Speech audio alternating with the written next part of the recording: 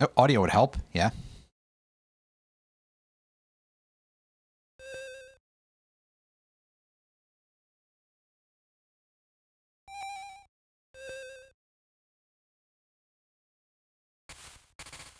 A-I-H...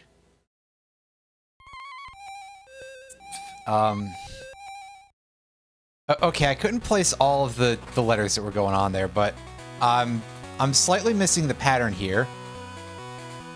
It doesn't spell Suicune, it doesn't spell Crystal.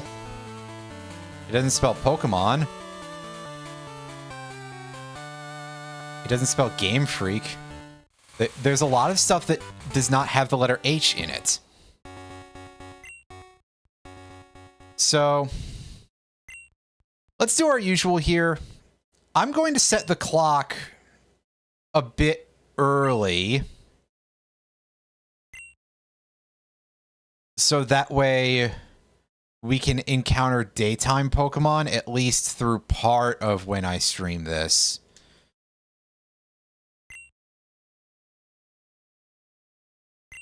Whoa, 2 minutes.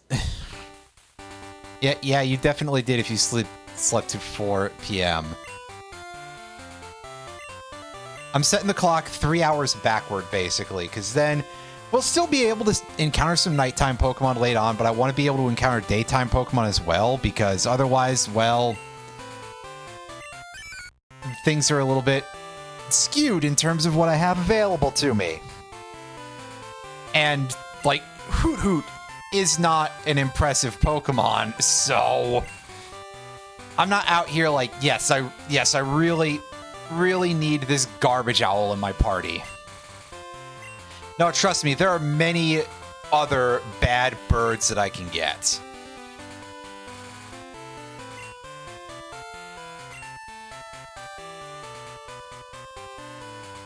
Oh, hey, so, Chris was known as Marina in... Was it the anime or something?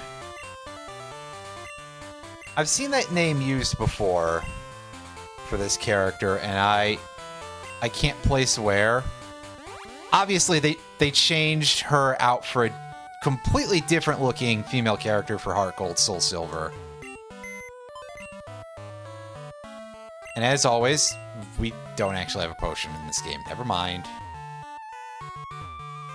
Can't do anything with the bed. This room is full of things that exist. And many things that don't. We don't have decorations yet, and I've seen some very interesting glitches to do with them, some of which may not even be real. I mean, yes, I could find a ROM hacking tool of some description. Oh, that... For some reason, my brain ignored the one that said text speed up there and saw print and was like, oh, yeah, it's... Clearly, I was thinking of games much older than that, where they'd have a badly translated thing like that. But, yes. Let's turn on stereo sound, because we are not on an actual Game Boy, as you can probably tell. What have we got for different frame styles? I haven't really looked at these before. We got one that looks like the Kirby fuses. This one that I can only just tell the difference between that and Type 1.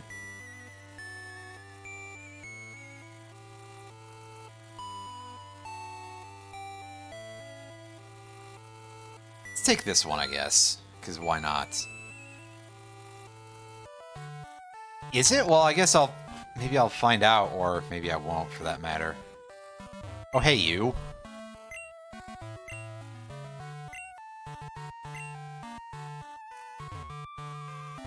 I don't know offhand who that is.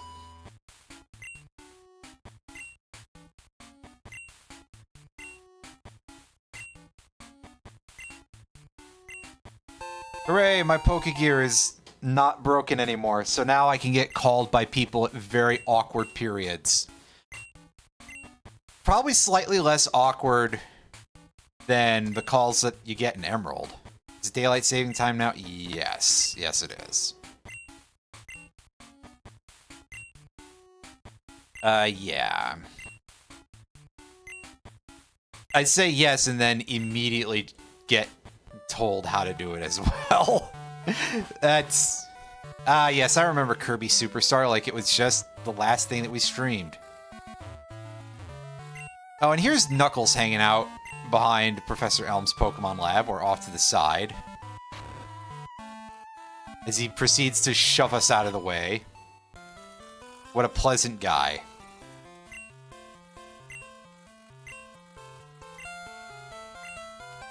Well, what do you actually need from me?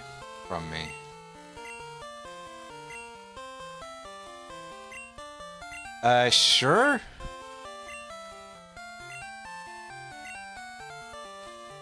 I mean, it's only just some Pokemon. It's like...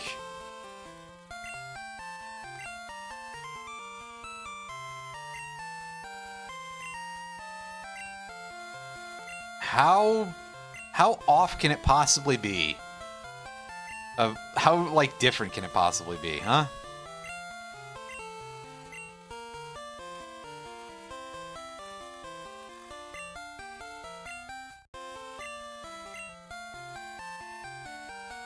Sure. So, a little bit of info here about the starter tiers is that, first of all of them are actually kind of good in this game. But I will show them off real quick. Most people tend to think of Cyndaquil as being, like, the champion. I don't like fire types very much. It's not a great defensive type. And water is just so well-rounded in general that I will always prefer the water types. Plus that I don't have to catch something that needs surf. And Chikorita is over here. Chikorita kind of gets a bit of a bad rap in this game. And, like, every time after that. But in this particular game, it really does have its work cut out for it. It is given a pretty bum hand. The first two gym leaders are flying and bug type respectively. So it's like, hey, do you want this grass type to be in the worst gauntlet of its life? And I've heard people have some other theories about that. Like, you know, people were kind of saying... I've seen this one video on YouTube that I didn't watch the video, but I've seen the video get passed around. Of people being like, oh, is it because Chikorita is girly? And it's like... I couldn't tell you, but I can say that it doesn't have a good time in this game. Unfortunately, there's not enough space for big challenges in this name, so I can't name Totodile big challenges. So we can go with another old standby here.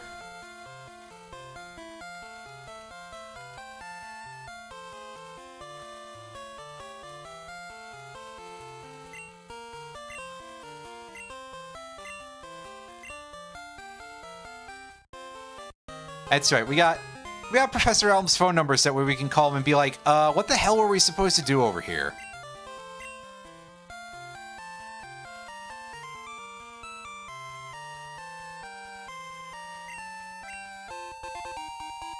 Oh, and there's our free potion.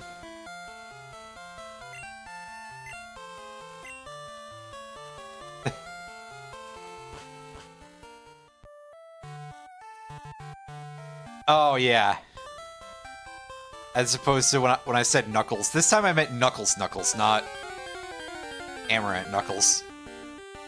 Although, I mean, really, they kind of are both a little Knuckles looking.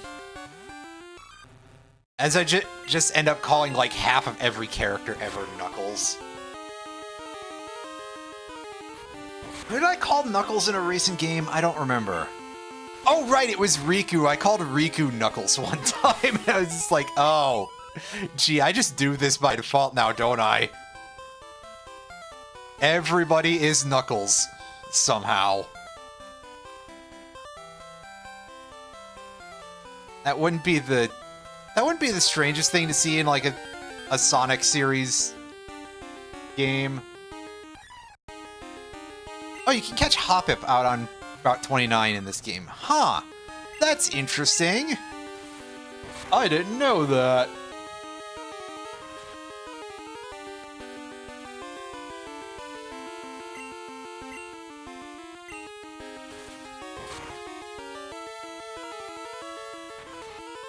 It's okay, it's Hoppip. All it can do is splash. And maybe, like, lower a stat of mine or something.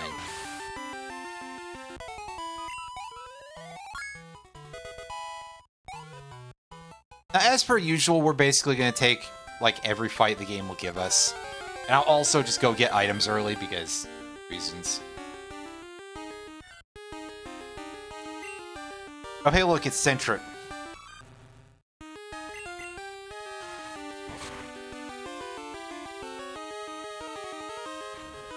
I'm trying to remember what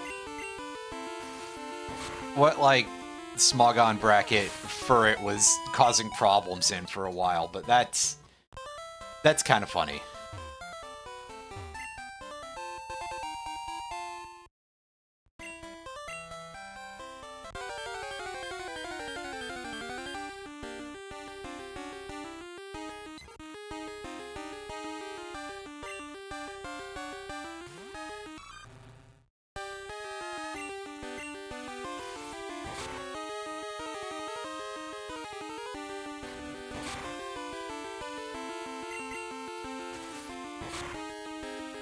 Because you'll always see, like, the stupidest shit suddenly become broken in competitive Pokemon, and it's genuinely a really hilarious thing to look at.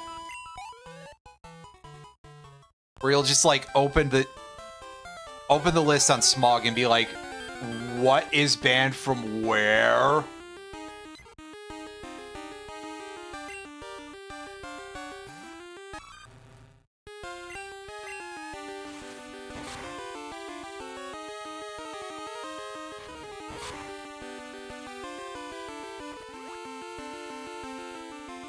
Oh, hey, I forgot about that berry that we start with. Neat.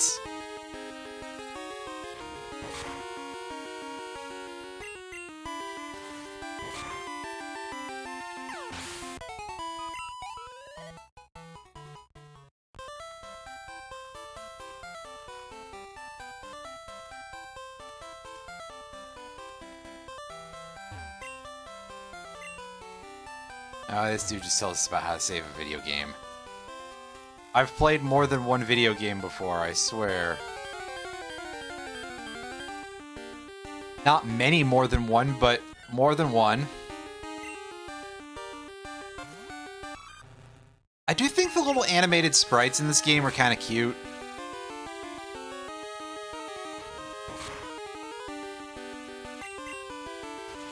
Like, it's only a frame extra each, but still.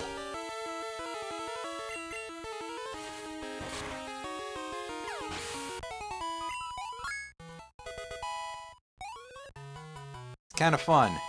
Hooray, we learned the soft lock move. Oh, wait, no. That's not the soft lock move anymore, folks. They fixed that after Gen 1.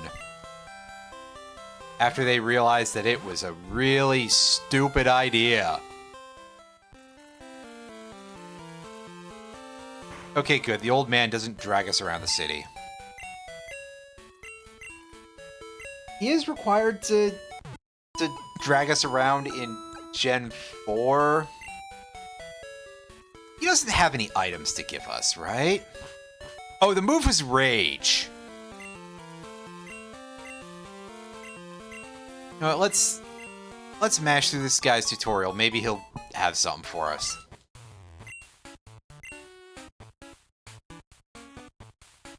Gen 1 Rage is pretty funny for a wide variety of reasons. But it's most infamous for causing soft locks mostly in Lorelei's battle, where her Dugong will just, like, cast Rest in response to it if you're using it on Primeape or other fighting type Pokemon. And you'll just enter a loop where you will not be able to deal enough damage before it rests again. they fixed that eventually, as I said before, but if it weren't for that,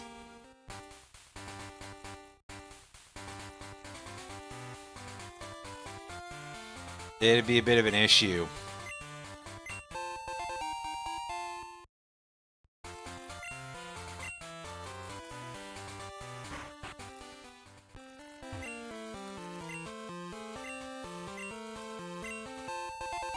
I feel like they should change that in later generations, because otherwise Rage isn't like a useful move. I would say maybe like swap the effects of Rage and Rage Fist, because Annihilate is just absolutely the fuck disgusting. And making Rage Fist more of a thing that's normal type instead of an actually good attacking type would be preferred. Because then, if Annihilate just uses Rage Fist as Rage, that's something that can be played around a little bit. Whereas Rage Fist is just sort of, as it is now, is just sort of like an inevitability that it becomes literally a ghost type move that's more powerful than Explosion. Sorry, I was moving the mic. And that just ain't right.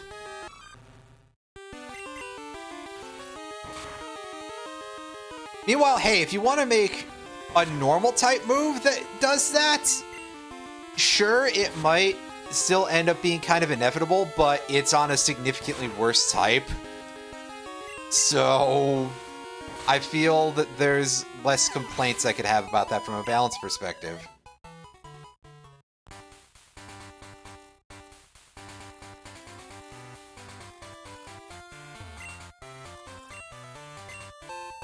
Hey, it's Sunkureberry. Sunkureberry. That's our, Pechaberry, pardon me. It's one of those berries that they changed the names for in Gen 3.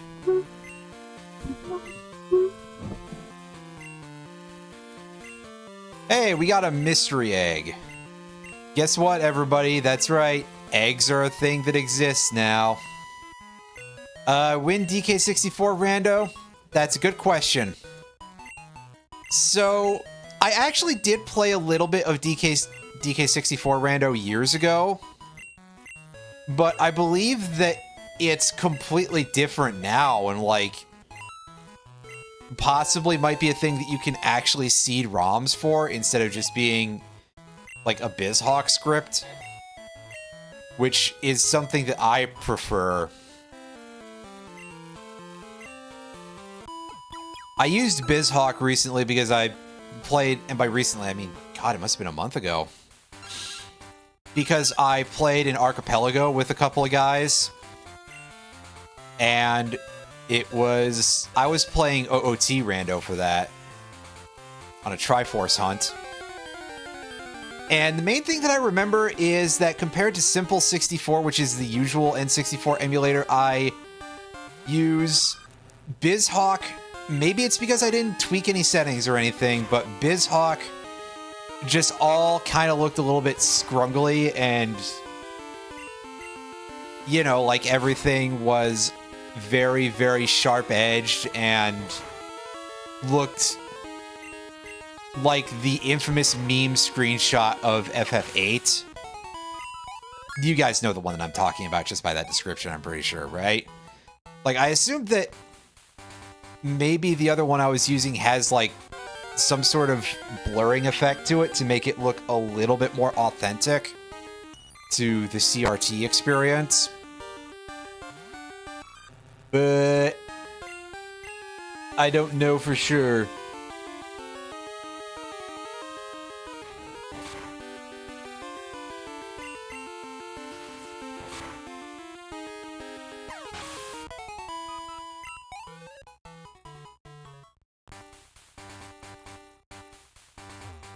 So the answer to that, because I really did not answer when, the answer is probably someday.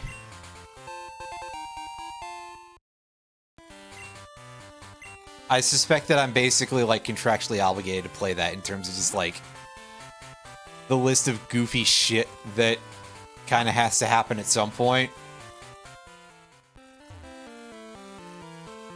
Because I'm absolutely a major goofy shit merchant.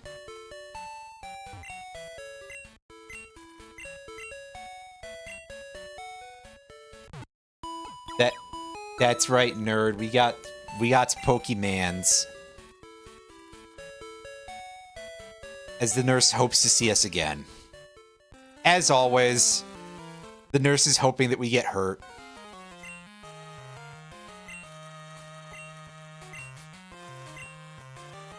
Oh, sorry, did I call this guy Knuckles? He acts more like Shadow.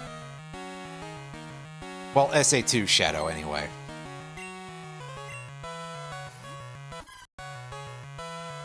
However, he did pick up Chikorita, which is, like, probably the least Shadow the Hedgehog Pokemon ever.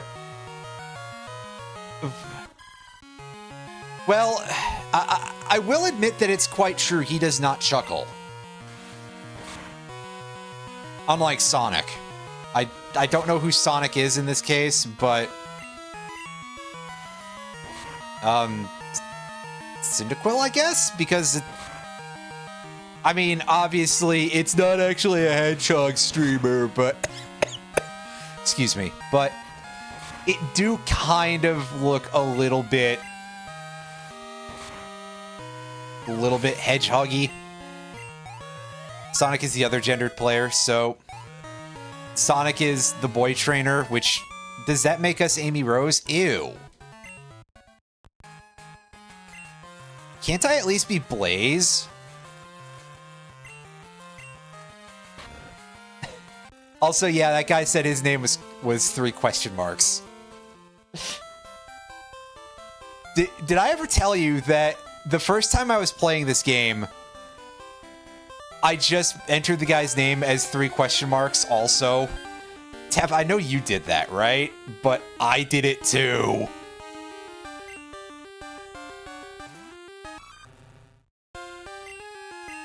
That's right, we all have the same brain cell.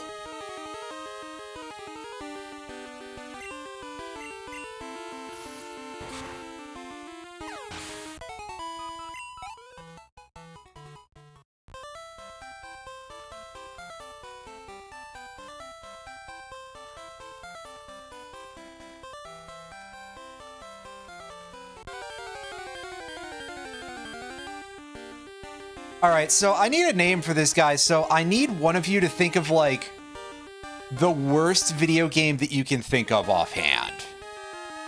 And I'll name the guy after someone from that video game. Because that's the first thing I can... Daikatana. Oh, God. Oh. I can't fit Superfly Johnson into there, dude. Romero. I'd say he's not a character in his own video game, but maybe he is.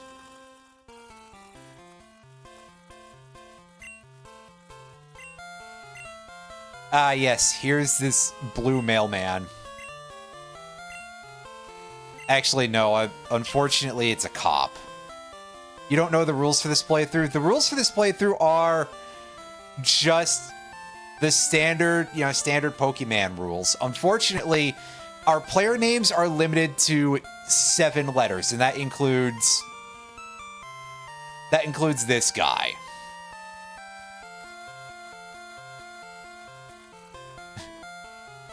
Chuckler.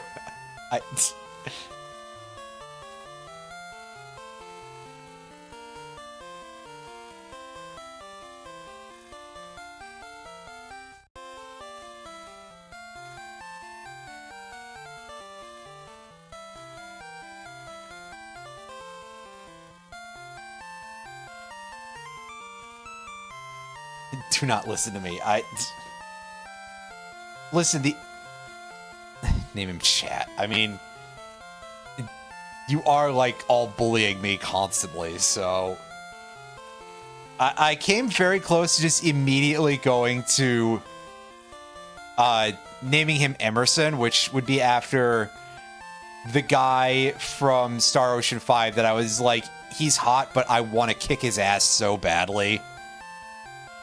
Because he was such an awful character.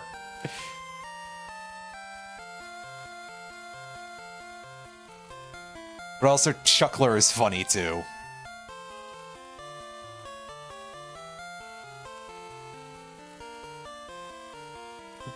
Could just name him Chucky. Wait.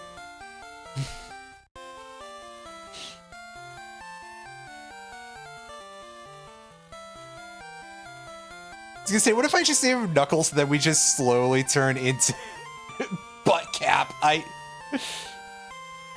You know what? No, I'm going with Romero. Canucks. The apostrophe really makes it because it's just like now I'm just thinking of Connects, and it's like, yes, I remember when everybody wanted to have a construction toy, and they were all very, very. What the hell do you mean I don't have an apostrophe?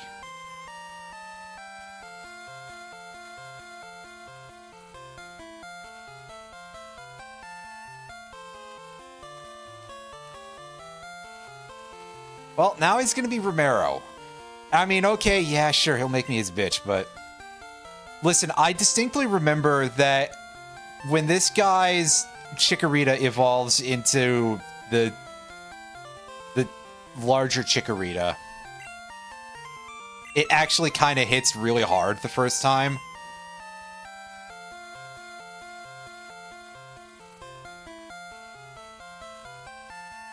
No, Professor Elm, it's a regular egg that you're supposed to scramble and eat for... Good thing you made that choice. You tempted to suggest naming him Alan. Oh, that's rude. He doesn't deserve that.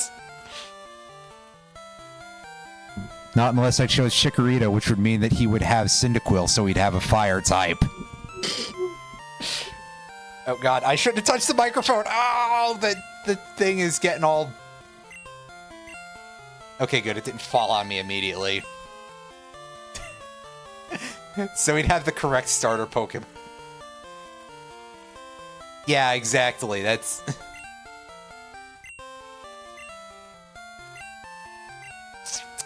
You get it.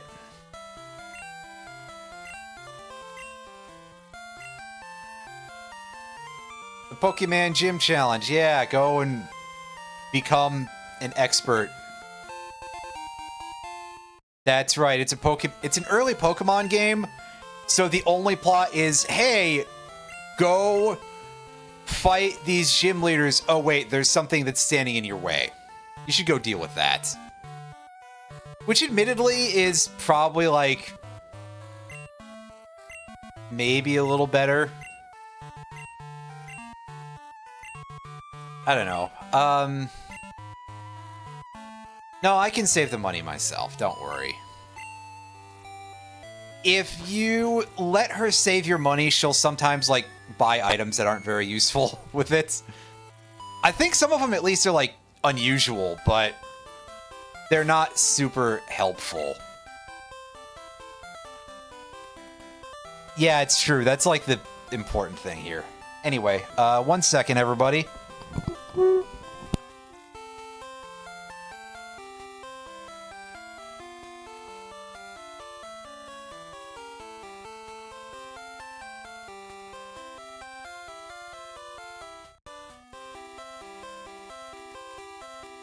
Yeah, sorry, I'm not 100% used to, like, setting up this mic arm and stuff in a position that's necessarily good all the time, especially because I, like, often will start slouching a bit and then sit back up and, you know, melt and reconstitute several times throughout a stream.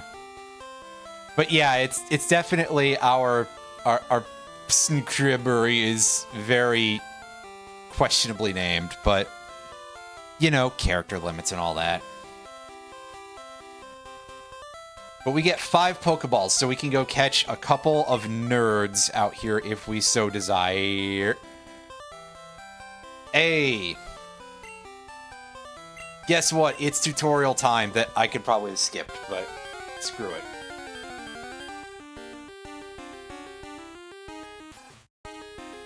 We all wanted an excuse to see Rattata and this guy's slightly goofy-looking back sprite.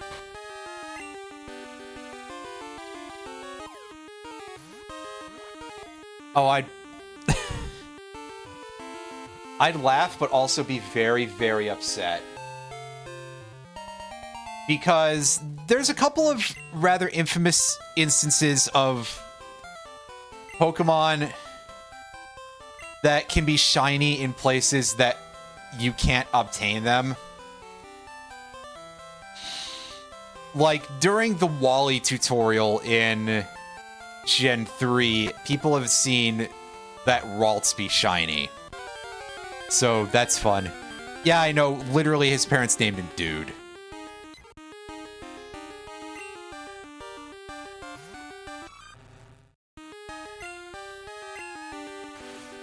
Anyway, Pidgey is not our thing.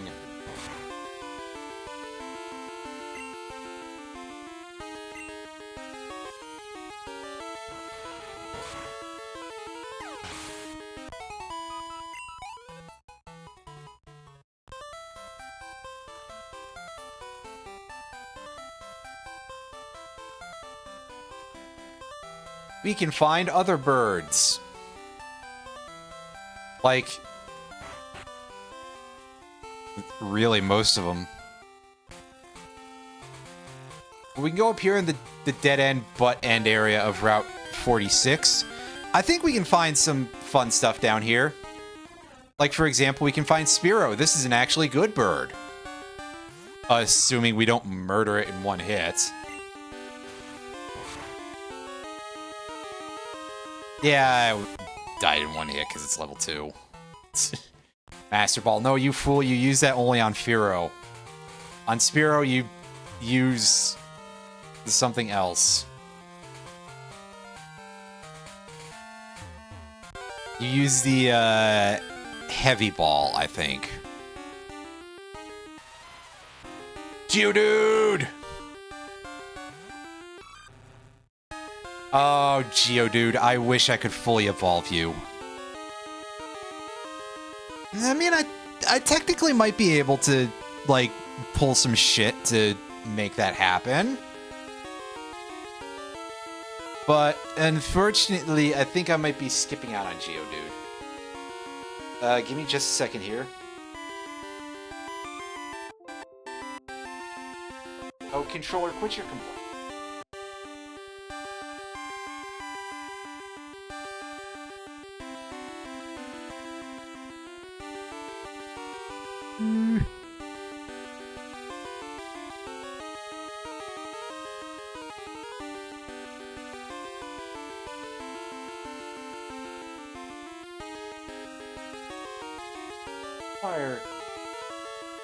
Requires it to be in the morning.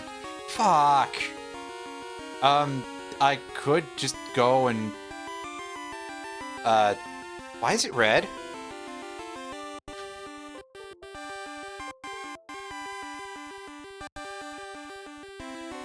Oh, god damn it. Am I gonna have to go reset my controls real quick? God. Motherfucker. MGBA is so shit for this. I apologize to anybody who wants to, like, discourse about what emulators.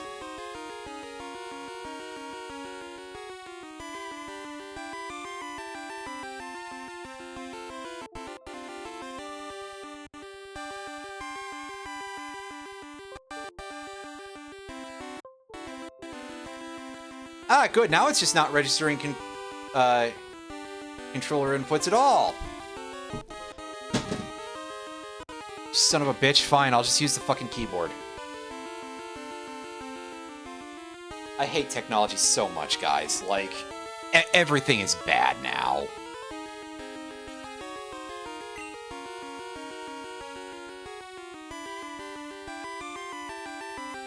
Anyway, yeah, we're walking away from this, and I'm going to go and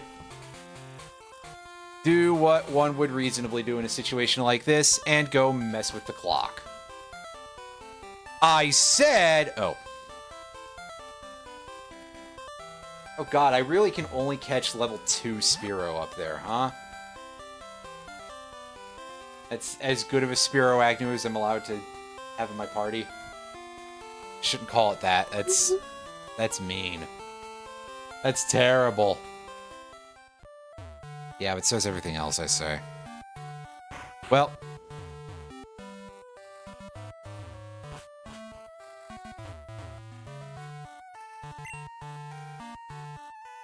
That's a town map. How do I go and mess with the clock? See, on a more modern game, I'd be able to just, like, open the system menu or something.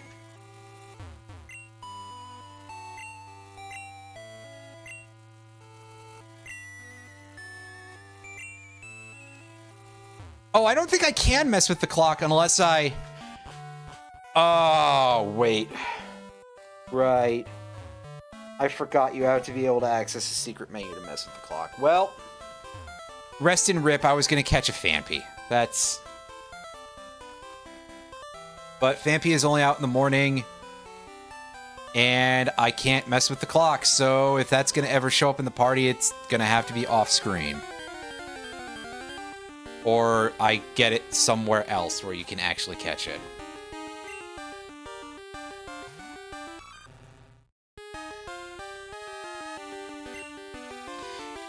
Why can't you mess with the clock? Because this game sucks, that's why. Because they were like, oh, well, we're gonna hide that in a debug menu. Yeah, thanks a fucking lot, Riker.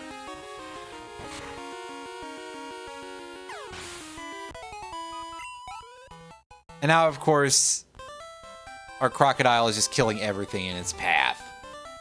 Because, you know... mass murder is what he likes to do, I guess.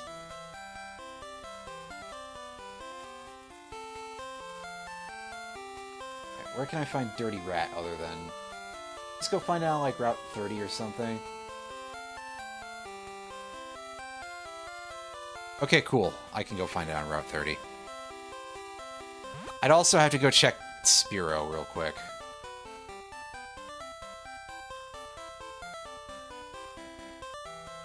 See if I can find it somewhere where it's not level fucking 2. Route 33, where... I can just go look at the map where Route 33 is. Oh, it's right outside of Azalea Town.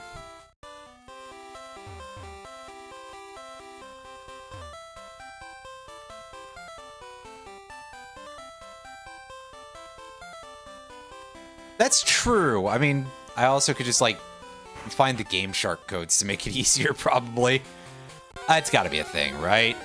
Because if I recall correctly, doing things with the clock is, like, a very involved method to get at that particular debug menu.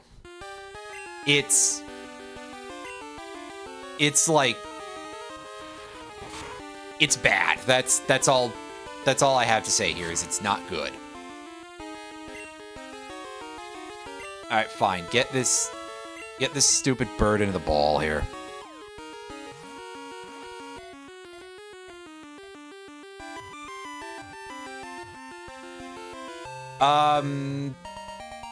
I don't know offhand. Whatever, we caught a Spearow.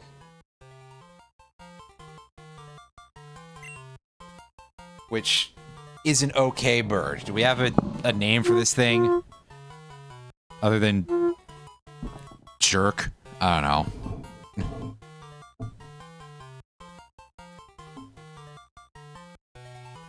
Remember when this thing was just, like, messing with Ash?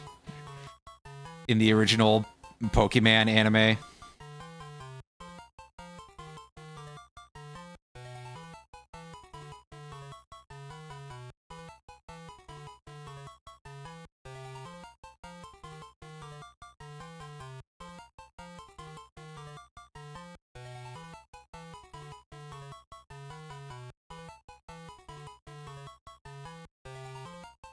just thinks about because we already mentioned Alan earlier. I was just thinking about like every time he just calls every bird Picky Peck Kazooie. I mean, it do kind of a little bit resemble Kazooie. Things about how I named my Chocobo Kazooie in FF14. And I'm surprised I haven't come across another person with a Kazooie Chocobo yet.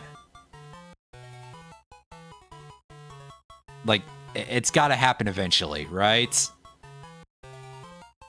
Because there's enough people who are like, oh, that game is so good, you guys. And, I mean, it's alright, but it is slightly a little bit in the zone of like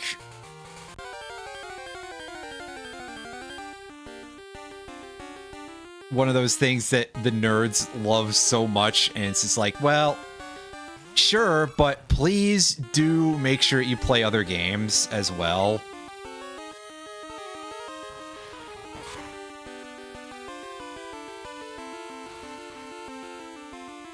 Do that, you'd have to play the game. No!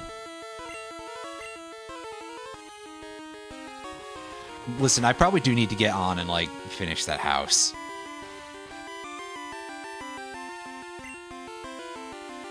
I hate that both of my ideas for any sort of, like, housing thing in 14 so far have just been, like, what if I had a thing with, like, a wet object in it? Which is a terrible phrase, but I digress.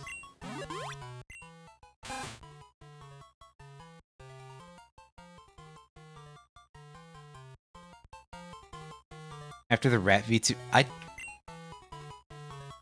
You say the Rat VTuber like there aren't probably multiple of them, and I can't remember.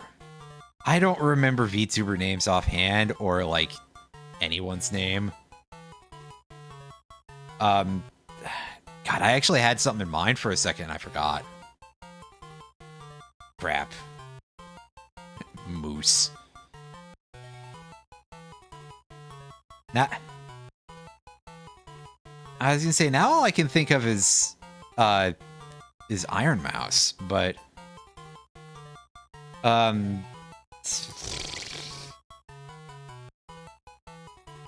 there any cool rat people in any... Well, Freya, I guess. As my entire party slowly turns into red folks, except for Vector, who is green. Splinter, yeah, you're right. Right! No, but I was thinking elsewhere, but yeah, I guess Splinter does actually kinda... Make sure I actually spell Splinter correctly or something.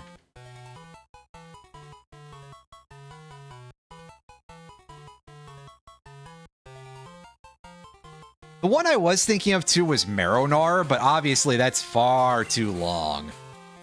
Marronar being one of the big rat guys in Magic. Who is probably most notable for being named Marronar, because there's like probably 4 people who have played a deck based on rats, and anybody who does, it's just like, okay, yeah, actually my deck is just like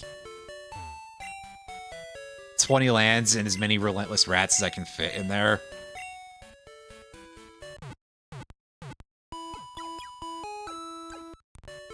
But for now, we had ourselves these nerds, and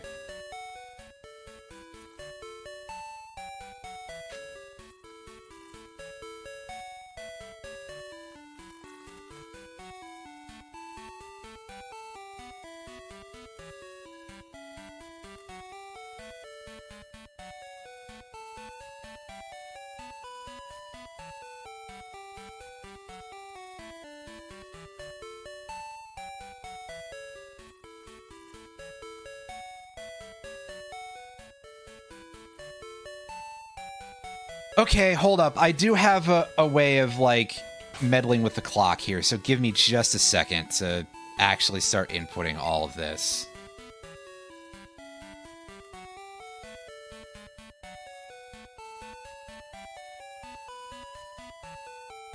So for this, I need my name, I need my ID number, and I need my amount of money.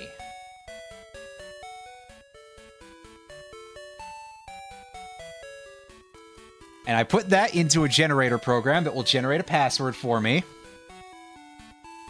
which is so close to being really funny. It's 01284. It could be 01234, but unfortunately, this game doesn't like that.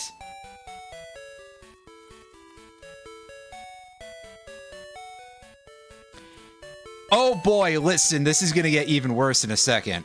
So, reset, and I'm saying that it's on the intro screen. I mean, yes, I could, but just to show that I can do it without doing any of those, hold down select B, while still holding select, let go of down and B, press and hold up and left, let go of select. And now, there's our clock reset menu. Now we have to enter the password that we got. Remember what it is? 1284. Select continue and reset settings. Okay, so that's a good question, Mega Man. I don't know why it's done like this. I assume that it's like because it's supposed to be some sort of setting. Setting. Wow. Okay. Some sort of jacking off motions. I apologize. Yeah, debug method. Like it's supposed to be a dev thing only. So, as a consequence, it is astronomically a pain in the ass. Any sane person would just use a fucking Game Shark. But I did want to at least prove that you can do it without. Does it count as cheating? It's part of the cartridge, so I'm going to maintain that it's not. And now we have to get into a 5% chance encounter with this thing. Although, of course, keep in mind that I have an extra like bit of application there to generate the password for me, so perhaps it's like, yeah, I was too, but you know.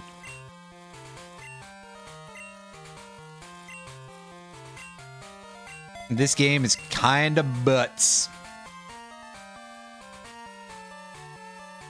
Butts Clouser. Larry Butts.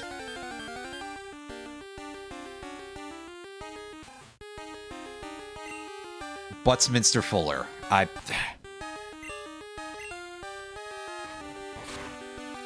don't know. My brain doesn't work no more. Christ, that's a lot of...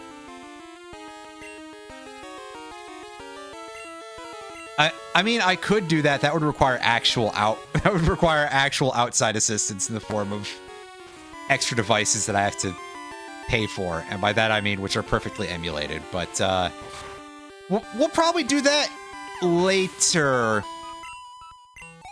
Although that said, I might actually just kind of defer against that because we have to remember. This is Gen 2, and they handled genders in a stupid way in Gen 2 because they wanted to keep compatibility with Gen 1, which I do at least get that, but basically, for those of you who are not aware of the super depth stuff here, if you're not like a fucking super nerd like I am, gender in Pokemon Gold, Silver, and Crystal is determined according to your base stat in your attack.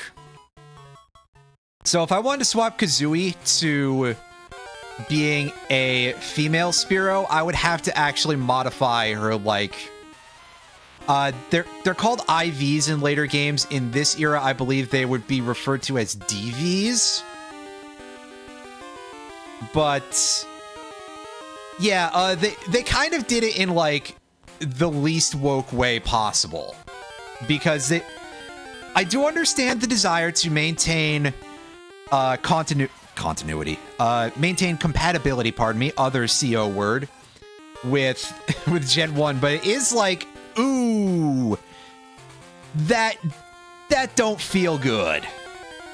That feels like a little bit of a bit of a slip there. But yes, shinies also are determined by certain IV spreads, DV spreads, whatever the particular is there. I don't remember a whole lot about them, but I do know that if your Pokemon is max stats and it's shiny, you are cheating. Because, yeah, for some reason they decided to do it that way as opposed to being like, hey, here's your reward for having a max stat or otherwise cool looking Pokemon. Instead, it's, by the way, your Pokemon is kind of mid. Although this is also the generation where they introduced Hidden Power, and it was based on that. And I don't like Hidden Power, at least how it determines attack type. It's nice to have a flex move, at least for some Pokemon. Maybe not everything should get Hidden Power, but on the other hand, the basic part where it's like, by the way, your Pokemon's Hidden Power type is going to be determined by its base stats, and if you want certain clutch moves in order to round out your moveset and have it not suck eggs, you're going to have to, you know, enshittify your own Pokemon a little bit.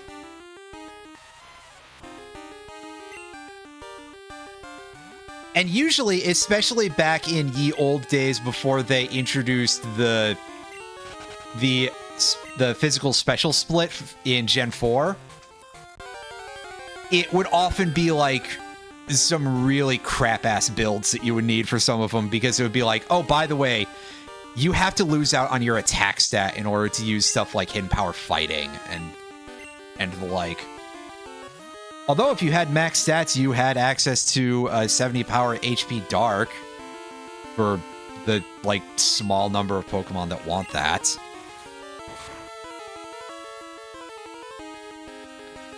This was back in the day, of course, when Steel still resisted Dark, so it was a far less valuable attack type. And also there were, like, 2 ghosts.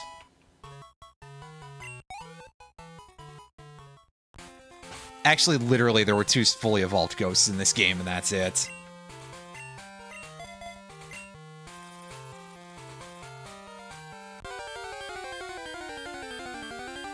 And both of them had some very odd flaws.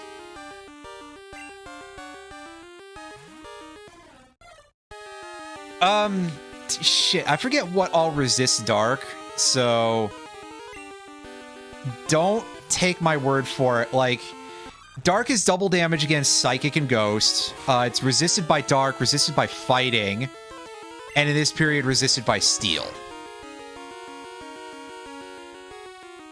And then in succeeding generations, when they introduced Fairy, I believe it was resisted by Fairy as well. So, yeah, Hidden Power Dark is not like a useless move. Again, in this era, it kind of required you to be a special attacker to actually put that to actual use. But usually you'd probably want something that's a little bit more focused in terms of what it can actually give the biz to. All you're hearing is Pokemon sucks. I mean, I'll just say this, that if you want to get into, like, the Super Sweat area of Pokemon, you will go insane for your troubles. I would highly recommend against doing so, but I'm not your mom. So if you, for some reason, want to enter into a world where your Pokemon becomes 5 times more valuable because it can learn Wide Guard, then by all means, you know, welcome to Incineroar Hell. Population you and everybody playing Incineroar on their team.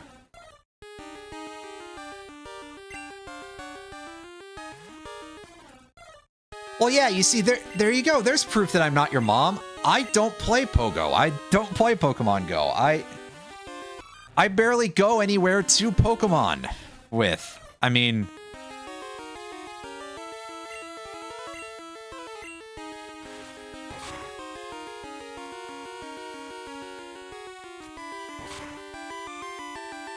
Besides, I'm assuming that I wouldn't be allowed to have, like, Tauros or anything on my team.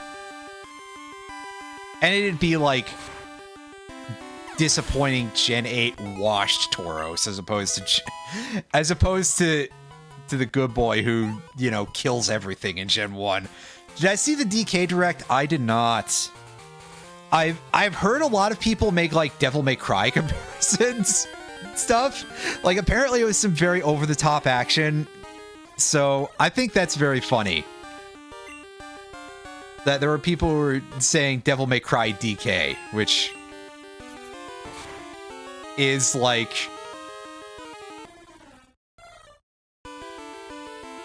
I mean, hearing about that secondhand, I did have a little bit of like... God, maybe I do need a Switch 2. I'm not gonna do that, you know. Not in a position to at this juncture, but... There was kind of this part of my brain that's like, that sounds so psychotic that it's charming. Why when I could just play Devil May Cry? I mean, that's a good point. I think I own all of DMC 1, 2, and 3 on PS2, so...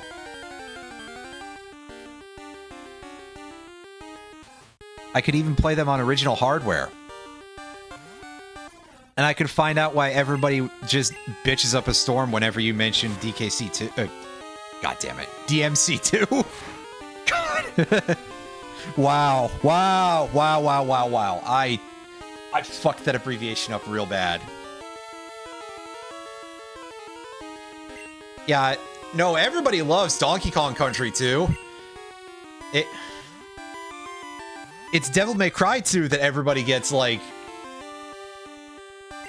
all aggrieved about for reasons that I'm not completely certain of. And somehow it doesn't seem to have gotten the... It doesn't seem to have gotten the like, MGS2 sort of revival. Which, with the amount of people being, like, complete boomers about retro games, I'm surprised that we haven't hit that point, maybe. Maybe a little bit.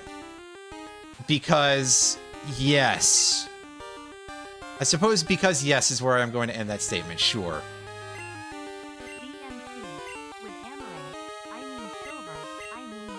Yeah, MGS2 is great, and I'm so glad that people have finally kind of, like, actually come around on it. And I feel like you don't have all the people whose response to Raiden being the playable character is like, oh, who's this F word that I really can't say on this web zone kind of response that they had to it. Like, I was aware enough of some of the things that were, like, responding to Vince. Oh, Jesus. No, you know that's not the one. Listen, the kind of dudes that I'm talking about who would have that sort of response are the sort of people who wear the phrase incel as a weird badge of honor. Like, oh yeah, I'm completely repugnant, and that's something to be proud of for some reason. God, men are so fucking stupid, dude. Oh yeah, they probably do. It's just that they've managed to shut the fuck up.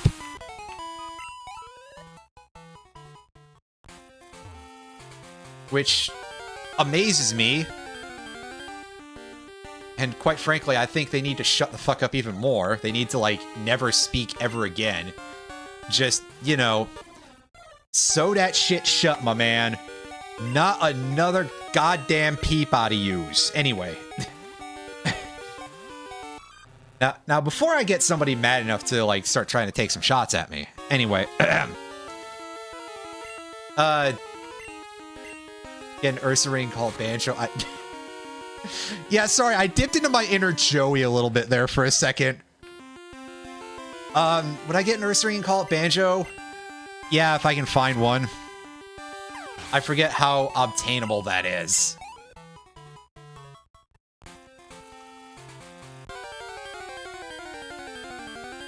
So, yeah, like, I think enough people have kind of at least caught on to the idea that there is something to actually like about MGS2, and quite a lot at that.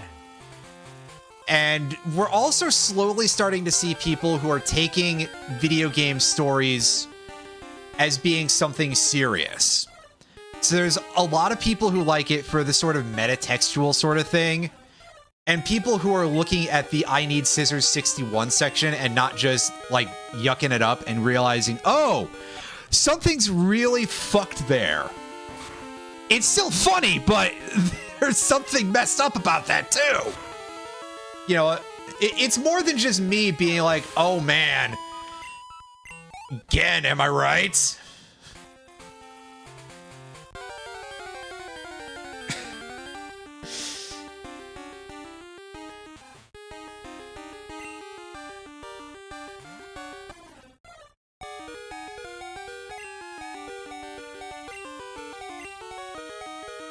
You're not as dead in AI as... Yeah, pretty much, like... Listen, man, all I can say about anything to do with that is when it comes to AI people, and obviously we all know opinions to do with what the machine does, but remember that all the people who are trying to make AI a thing, these are also the same dudes who are trying to make Rocco's Basilisk a thing. Okay? They're dumb! Is this not considered daytime? Give me a second here.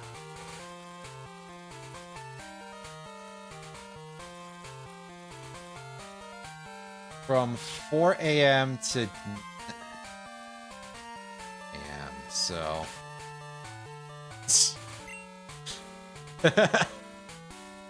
Yeah, exactly. They are quite dull individuals, is what I'm putting forward.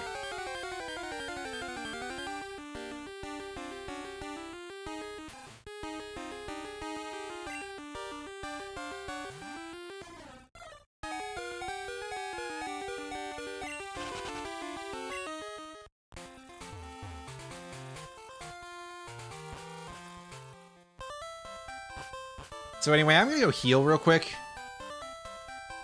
And then I'm gonna go back to trying to catch this elephant.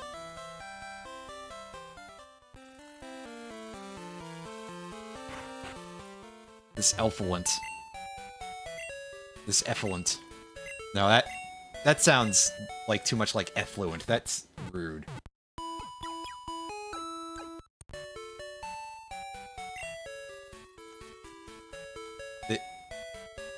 Trunkminster Toot Toots. I'm sorry, my brain only half works right now. Which I mean is usually the case, but still.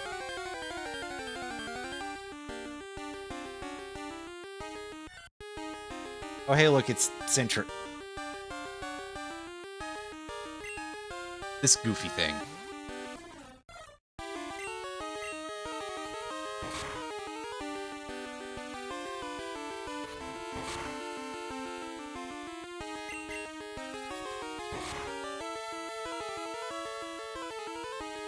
Let's do some bird stuff at it. You know, use our bird type move. Wait, no, bird type is something else. That's something you can only see with glitches.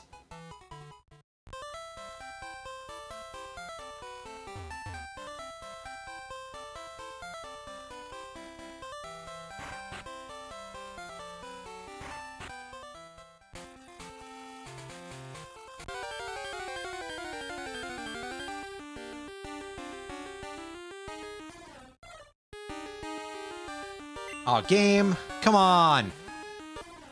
This elephant is supposedly here.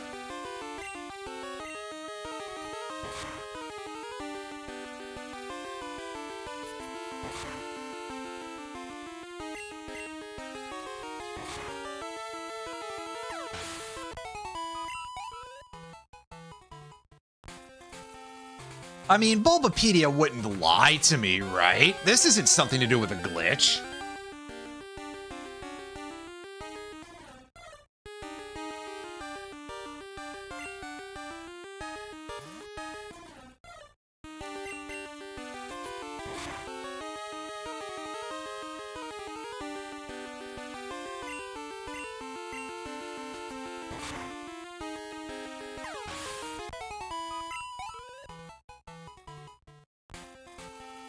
Although apparently Geodudes are like 50%, and we definitely haven't been getting those right, so... Maybe we're on bad RNG seed. Do you mean the one that was like staple not included or something? Yeah, I saw that, and I kind of groaned a little bit because... Again, it seems to me like... corporations joking about themselves... always feels a little bit, like, lame. Like, I didn't think when Valve was doing Valve Time jokes themselves that was particularly funny. Just for, you know, just do your pieces. And it's like... No, I've heard a lot of people who had issues with that at GameStop. It might be a thing that statistically is more of a Wally's problem, but... I definitely heard a lot of people were having that problem with their Nintendo Gaming Unit number 2s from GameStop. So it did sort of like make me cring a little bit, is what I'm saying, is that I thought it was like a little bit, you know, just do your job. And also, I mean, there's the other part of like, one, how do you get into a situation where you're training your employees to do that? Well, maybe they're not training their employees, and that's the problem. And two,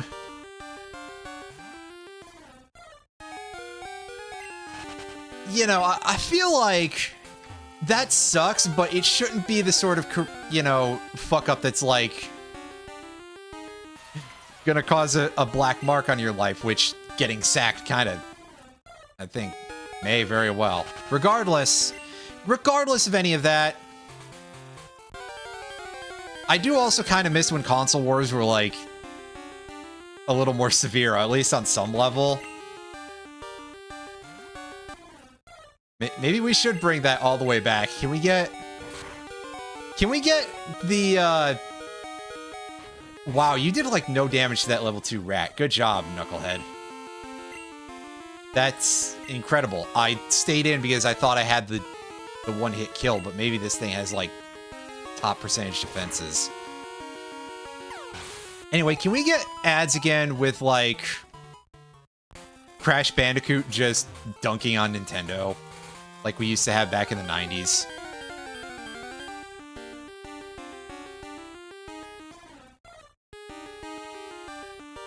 Can we have him threaten people who buy Mario with the prospect of getting a, quote, Luigi again? Actually, I don't know that we can, because Crash Bandicoot is also on Nintendo hardware, too. As it turns out, every video game franchise is on every system. Unless it's a Nintendo-owned IP, in which case, it's only on their stuff.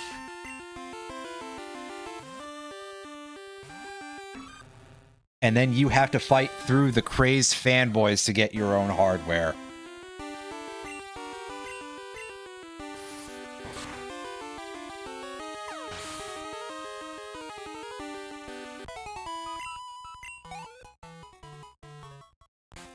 Anyway, that's enough of that bullshit. I'm gonna go and heal again because our bird died to something real stupid. And truth be told, how hard is it to find an elephant here? Like, I know it's 5%, but still. That doesn't seem like it's that bad. We've gotten into a lot of fights. We've gotten into at least 20 fights.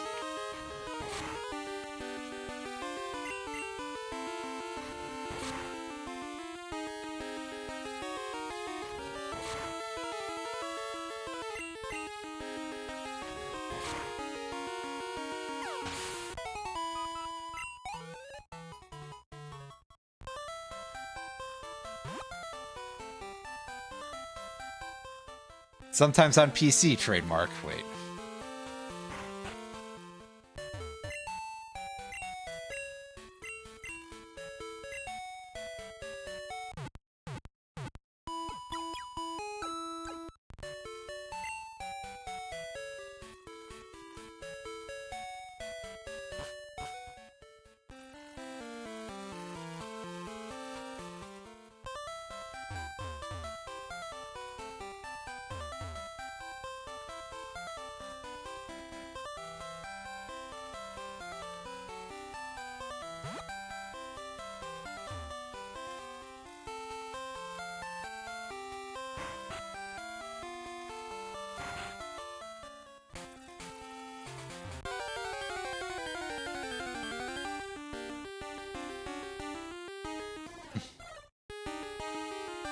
No, we haven't had an elephant yet. The game's being incredibly rude right now about this. It's showing me like every Geodude known to man, but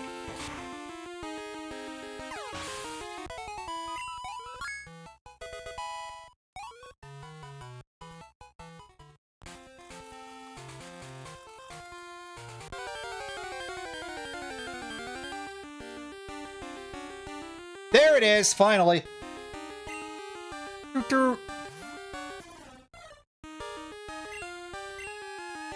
I probably shouldn't have our bird crash into this, because this thing might die in one hit from that. I mean, usually Phanpy is a little bit more sturdy than that, but just in case. I mean, look at this thing's cute smile. It ran away! You are fucking kidding me, game!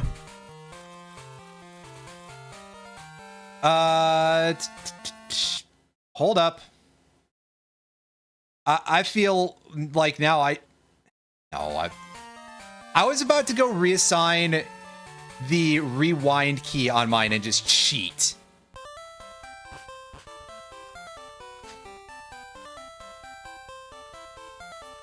The fuck do you mean it can run away? What do I look like? I'm in the goddamn Safari Zone?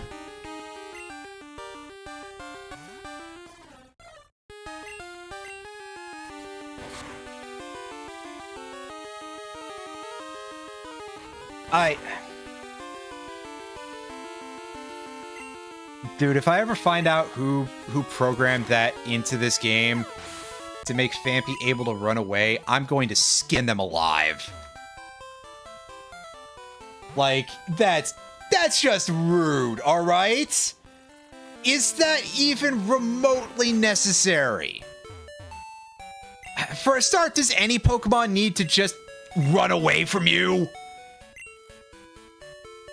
I'm not even willing to give that to the wild roaming legendaries. I mean, I understand why you do it for that, but I still think it's crap. Anyway. Whatever. It's just water under the bridge now. It's just water under the elephant bridge. Let's go and catch something else as we go fight Joey. Not that Joey.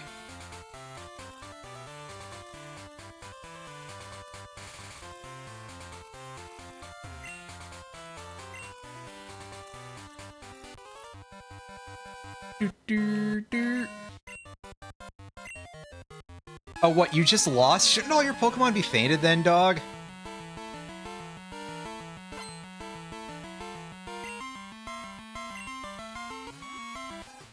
Or did you just catch this Rattata right now? I can believe either situation, but... Listen.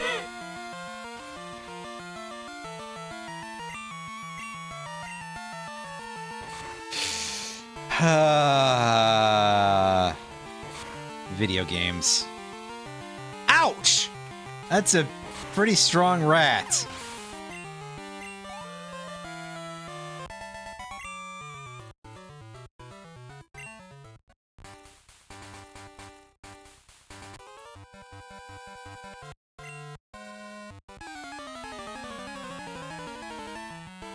Oh, I have to battle? It's the law or something? Are you the law? Are you Judge Dredd? Is that Judge Dredd's, like, human name? Is Mikey? Mikey Dredd?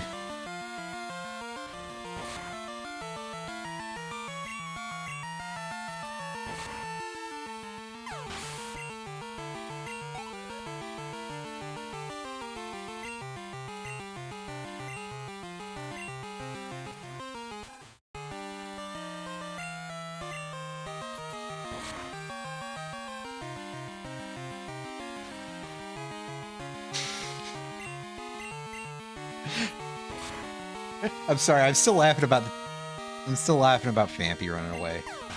That was such bullshit, you guys. Oh, I'm delighted.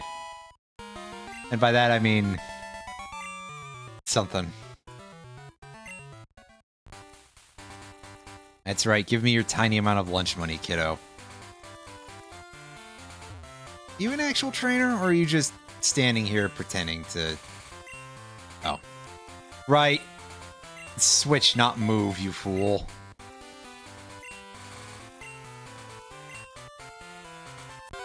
Oh yeah, that's just a rando.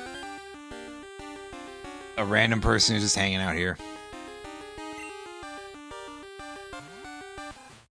Hey, it's Caterpie. It's Caterpiss. Wait.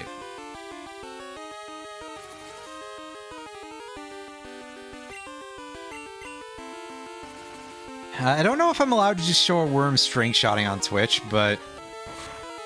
Like, I think usually their rule is, like, don't draw attention to it, shuffle past it as fast as you can.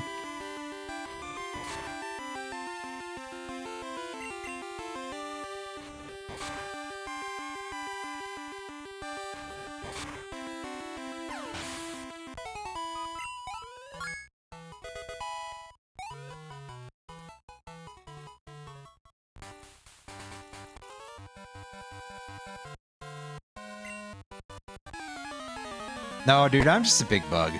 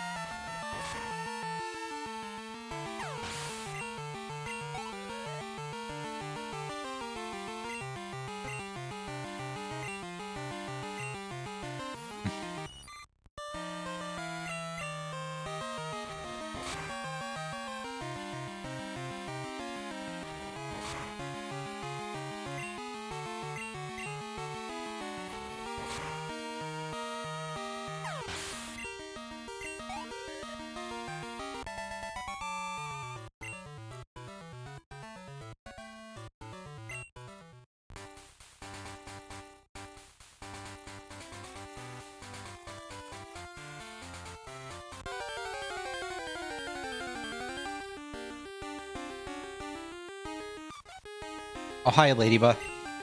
This thing isn't very useful.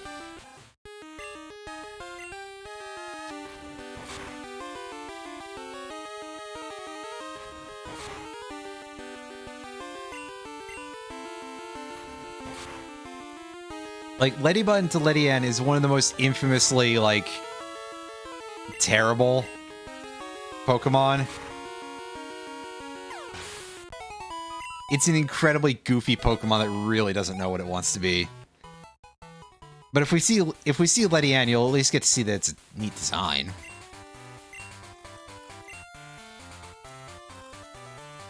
Dark Cave, huh? What a choice for a name. We just named the cave Dark Cave. Great idea. Technically, I could probably go in there and search for a Dunsparce, but that's not gonna happen.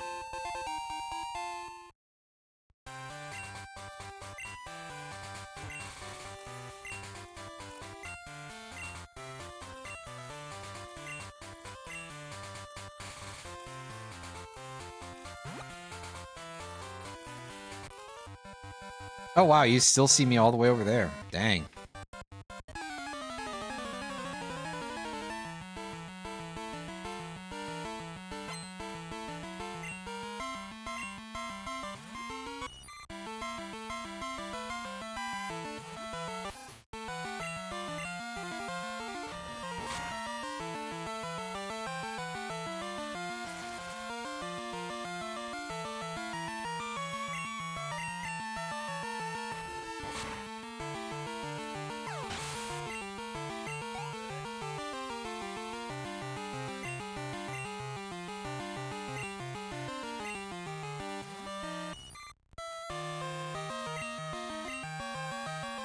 Ah, yes, look at this dork and all of his worms.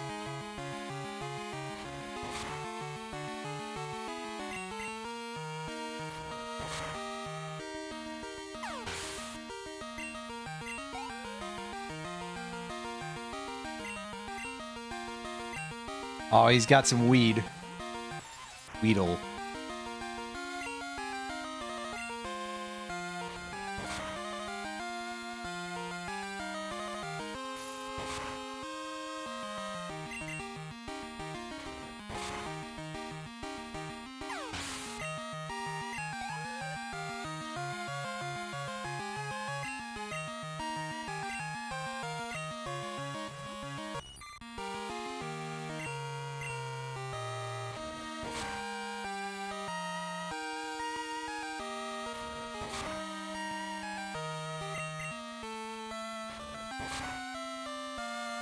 Yeah, our rat is doing pretty good for itself, all considered.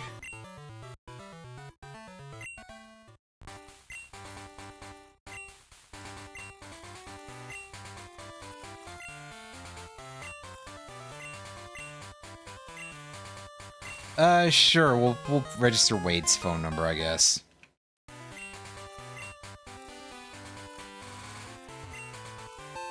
Man, I'm still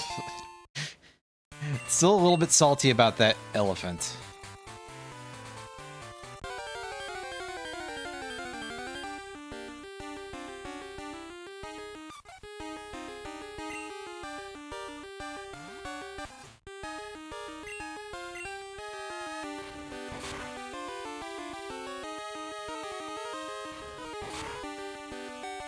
No, it does have enough damage to actually put me in the red, but that's not much. That's not saying much. Wow, I still lived the crit. Amazing. Good job, Ladybug. You are a Pokemon for the ages.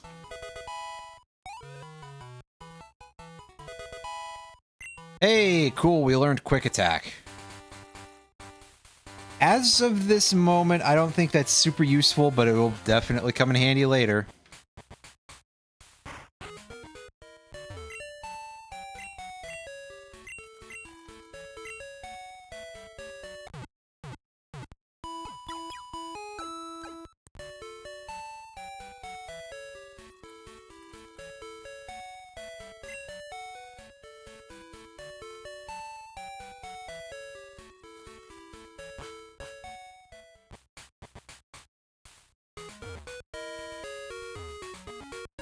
So I don't remember if there's any, like, actual anything important to get out of any of these houses or anything, but we should be able to go over to the ruins of Alf. Get ourselves a Priz Cure Berry, which I guess is supposed to be Paralysis Cure Berry.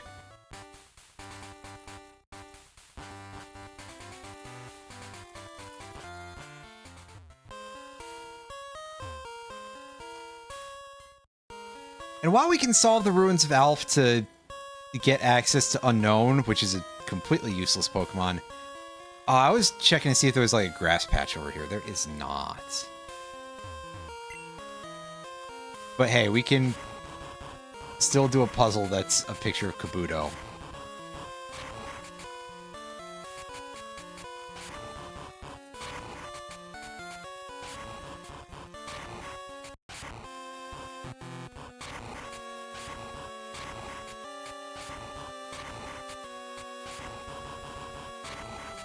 And yeah, because this game kind of sucks, you can't swap tiles if they're already placed.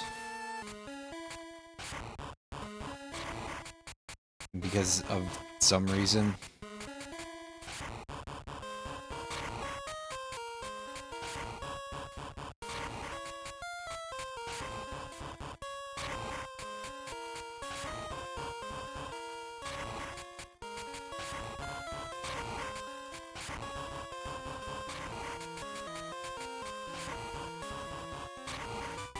Hey, look, it's Kabuto. It's a Pokemon. It's extinct for some reason.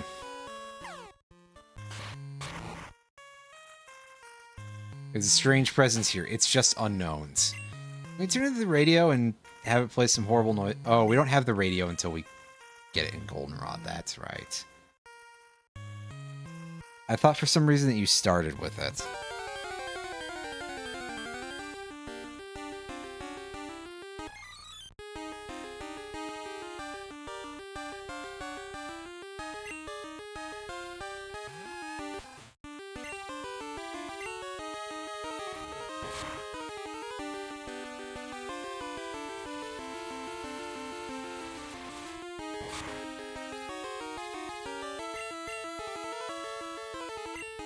Wow, good job, buddy.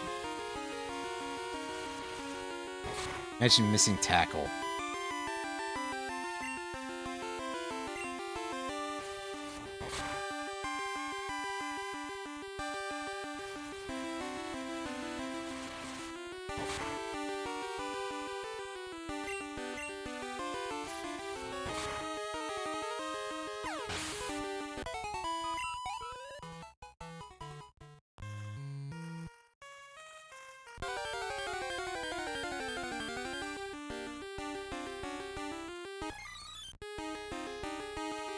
Oh, hey, look, it's a different letter unknown. I don't want to fight these things. They're not worth much experience, and they do too much damage because I'd take too long to kill them. Okay, can we go and get anything at Route 32? Can we get a sheep? No, this bozo is going to tell us to go fuck off.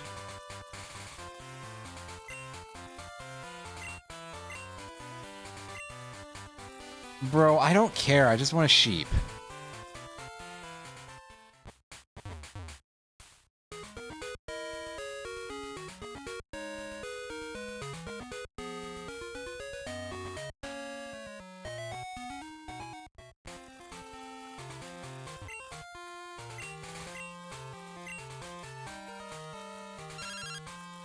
Oh, really? Already?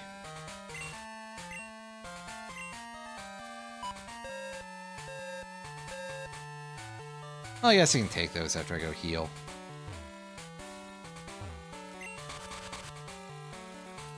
Hey, look, everybody. It's a dancing tree.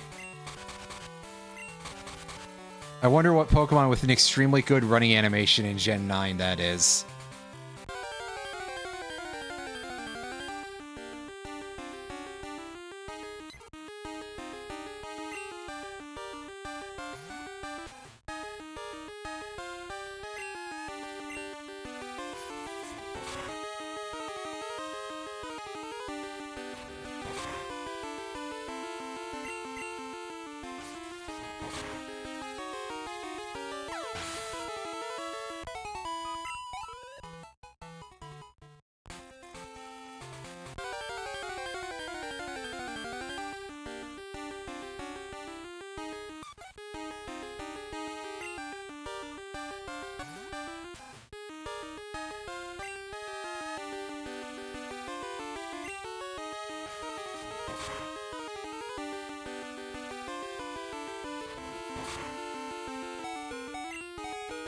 Wow, rude.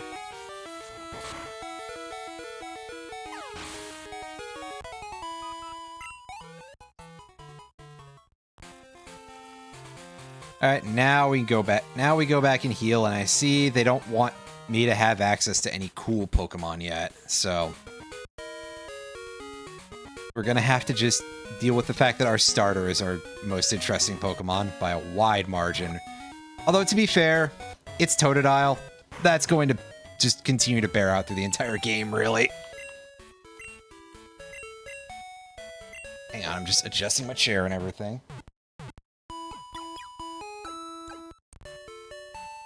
Pay no mind to all the horrible noises.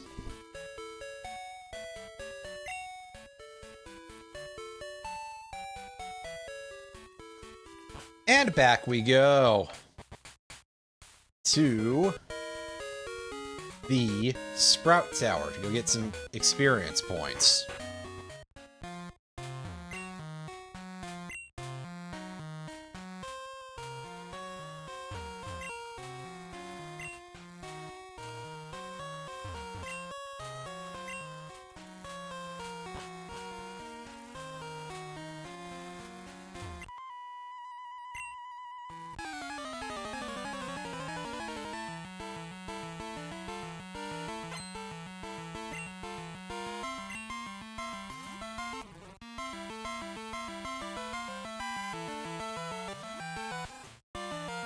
Now these guys are mostly using Bellsprouts, as you'd probably guess from being the Sprout Tower, and it's all Bellsprout themed.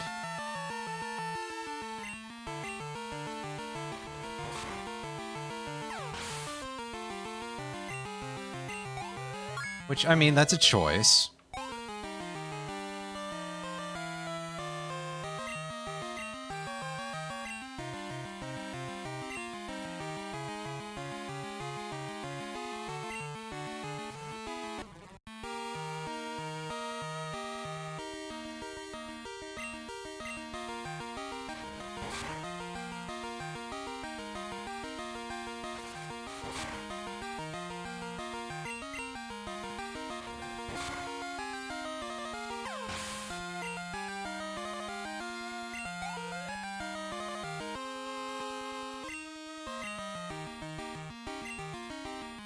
Yeah, we're gonna actually switch to Kazooie and have this goofy little bird just tear up everything in here. Oh, I didn't like me doing that. Oh well.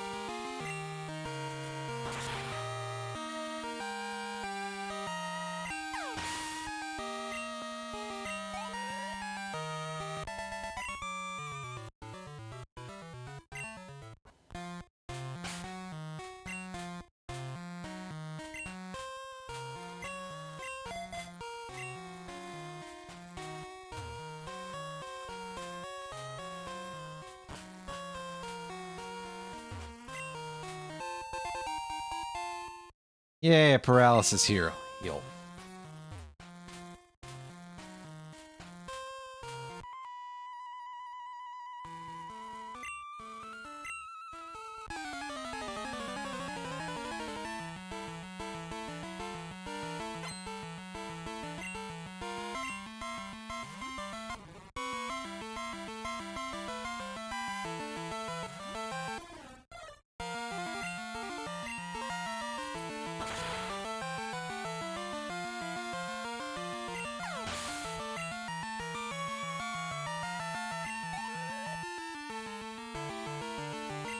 But yeah, since these guys are literally just using the same Pokemon,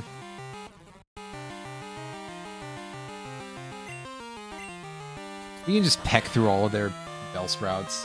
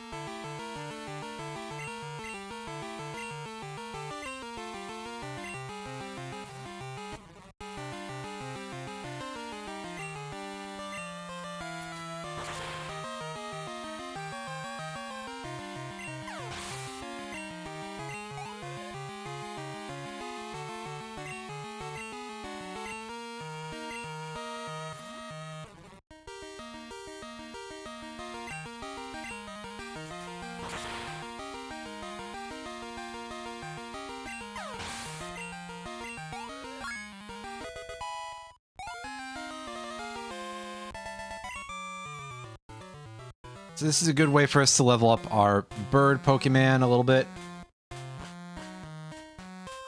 I think we would be fine to just level up Totodile too, because I don't think any of these dudes actually use... Well, I forget now. Either way, it'll be fine. We'll have other places to level up Totodile for sure.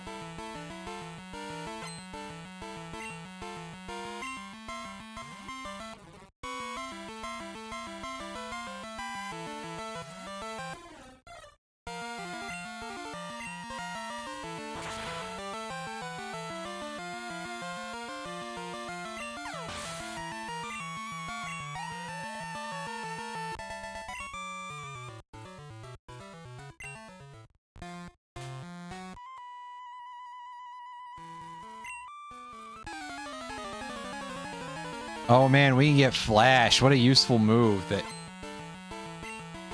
I don't believe we need to use Flash to get anywhere in this game, except maybe for, like, the inside of Whirl Islands, but I forget if that's a requirement.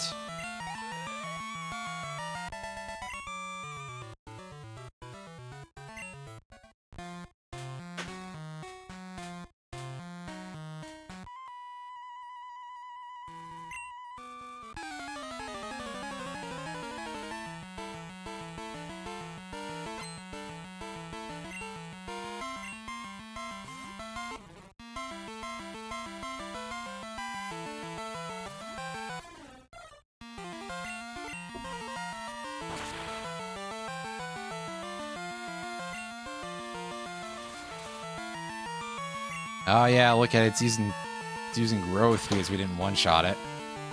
Wow.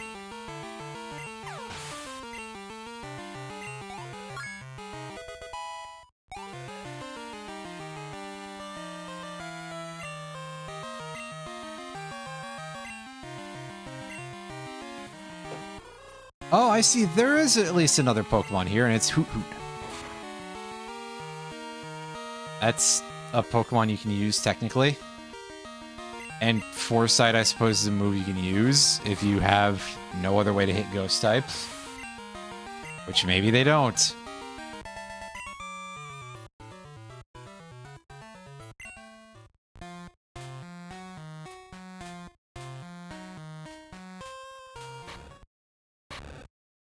Oh, I was about to say, it's about to collapse.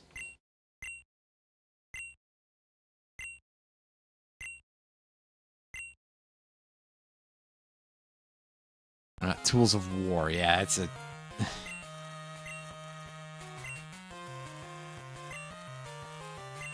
it's a choice description.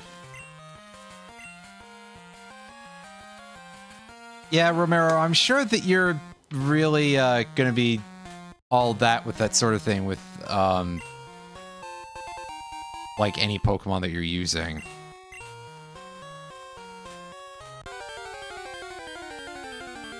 Alright, let's see some rat. There's a rat.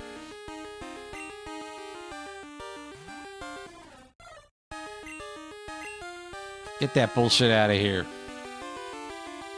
That's not a Bellsprout. Why isn't that a Bellsprout in Sprout Tower? Come on. Oh, what? Because it doesn't really make a whole lot of sense for them to be running around here? Yeah, probably not.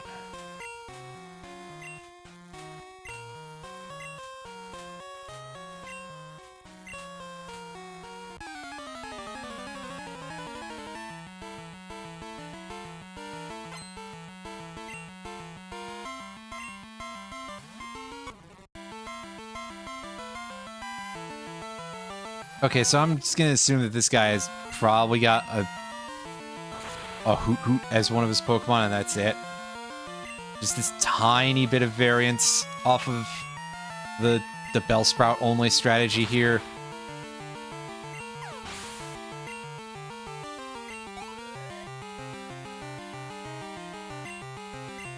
Yeah, there's the Hoot Hoot. It's kind of strange how ultimately not very much Pokemon variety there is in this game. For 251 Pokemon in the Pokedex, there's a lot of places or like just in general where there isn't much to go with in terms of the amount of Pokemon that are available. This one might actually take a couple of hits to take down because it growled me and then... Oh, no, we landed a crit, so that's a couple less hits. But it did completely waste a turn with that Foresight. Good job. Technically, there's a Ghastly you can catch here at night, but that's it. Excuse me. That's the only reason why you'd want to use that. 2 crits for us, so that got us out of that fight pretty easily.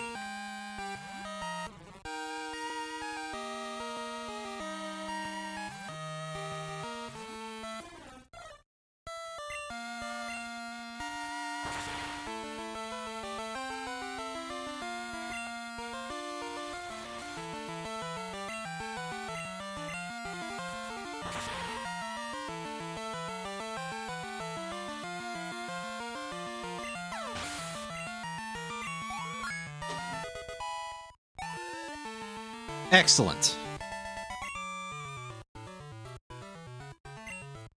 Easy battle. We received HM05. Hooray! A thing that we're, like, not gonna use possibly at all. Now, surely there's a reason to put it to use. I just don't remember what it is.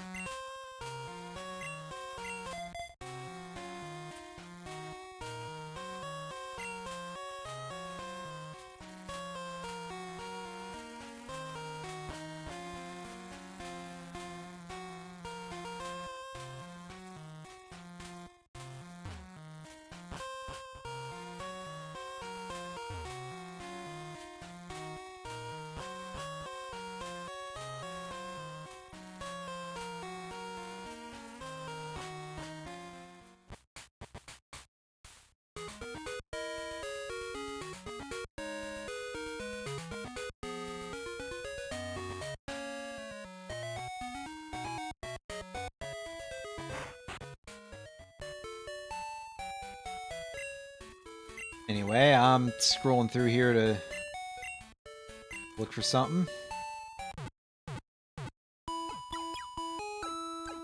Oh, I mean, that's technically a thing we can find. It's just another 5% encounter. Well, at this point, I've already lost my entire marbles. Let's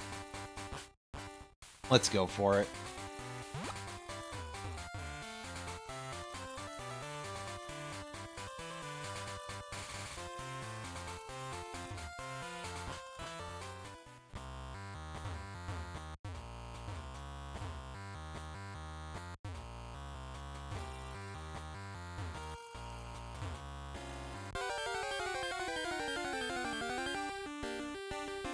That's not it.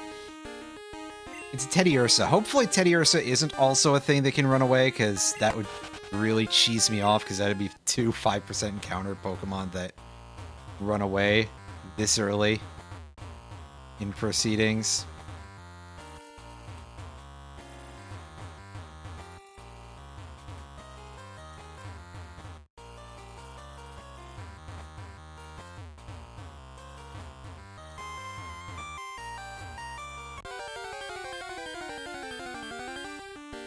Let's see, where'd my encounters go? It's very weird to get into no fights for that long.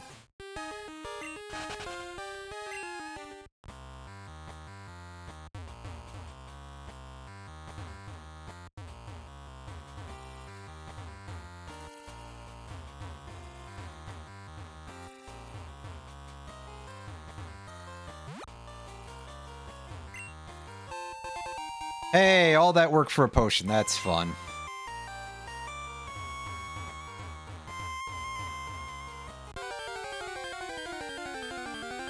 Now I don't completely know how to get out. But moreover, I know that I'm not getting into a whole lot of fights here for some reason.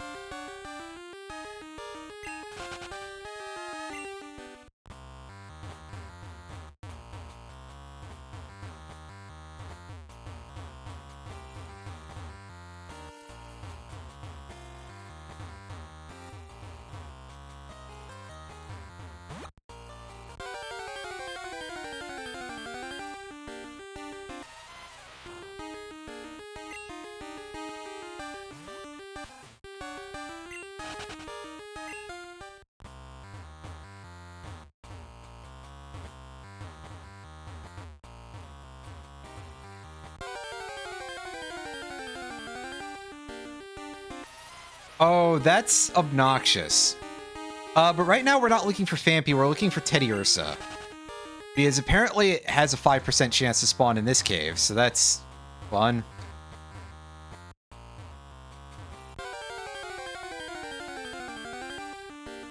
Oh, does it also have a 50% chance to run?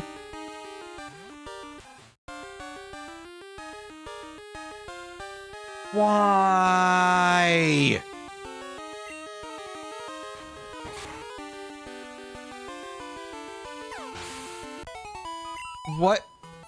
What fucking asshole decided that that was necessary?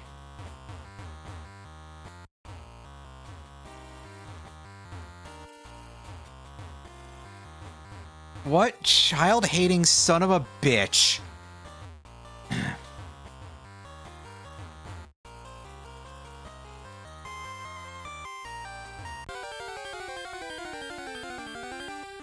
Also, quite weird to have, like, no encounter rate here right now. And also just immediately kill the first Zubat that we ran into. Zubat would be a good add to the team as well, if we could get one. Granted, we'll have plenty of time to get fucking Zubats, like, all the time, but... This place spawns him at levels 2 and 4.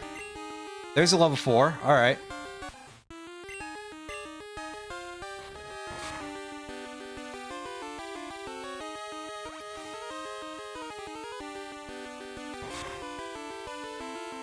Yeah, lovely 1 damage leech life. Yeah, yep. Yep.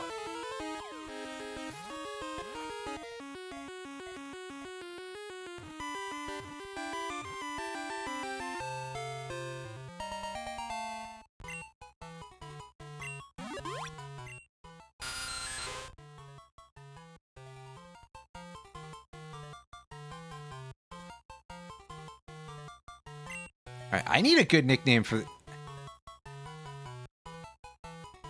I'm gonna be honest, I'm tempted to call it 55% after this one infamous, I don't know. Well, I think it's quite common meme image where it says 55% of people will be confused by this, and it's just a picture of Zubat with, you know, doing supersonic, which is basically their main thing. I can just call it Supersonic and be like, well...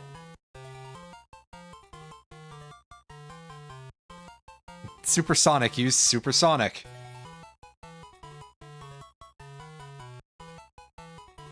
I have... Wait, I don't have the ability to put numbers in here, huh? That's dumb.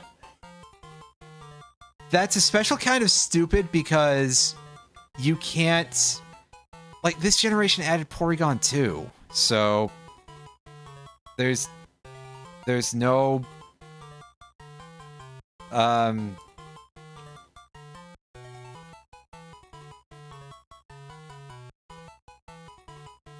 Well, you're being very silly, game.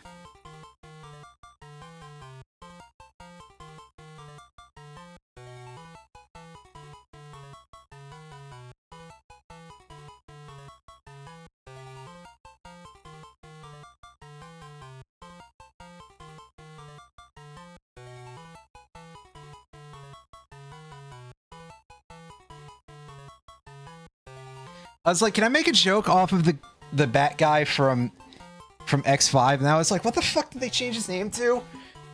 And I arrived not at the actual name immediately, which was Dark Necrobat, but at Dark Necrofear. That's wrong. That's not correct. Oh, I'm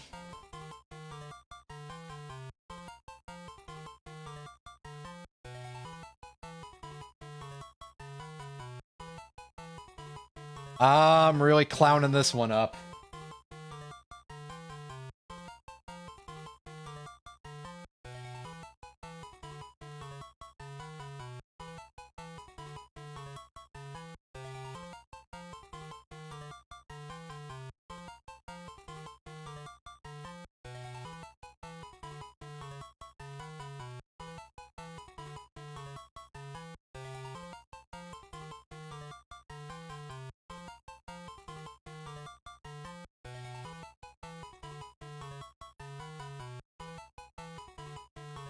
Yeah, no, you're gonna be supersonic, buddy. Which, at the very least, that does also kind of describe the speeds that Crobat moves at, which is great, because eventually Crobat is going to be on the docket, because Crobat's a pretty decent Pokemon, actually.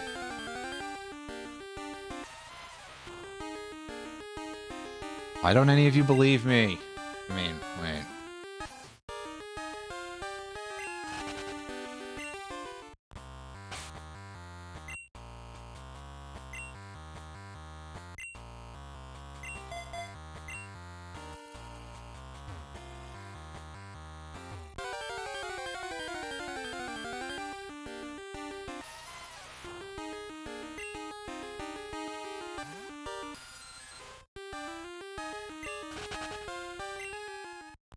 Honestly, I probably shouldn't even try weakening Teddiursa. I should just treat it like Abra 2.0.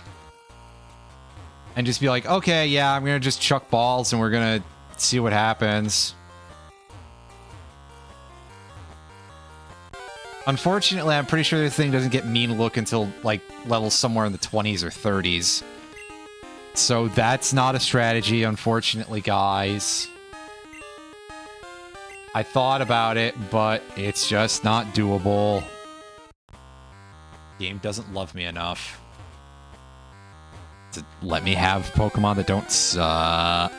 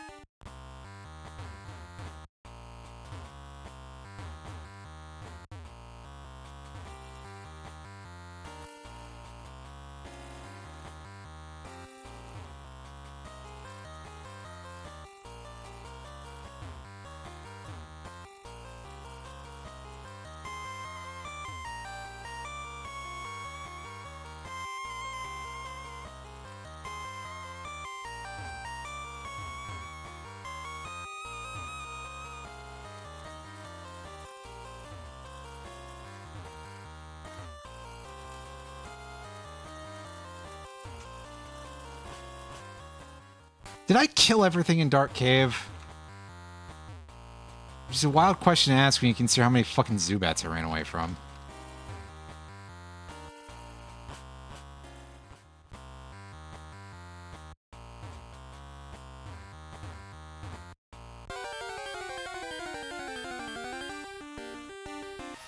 Zubats. Geodudes, pardon me.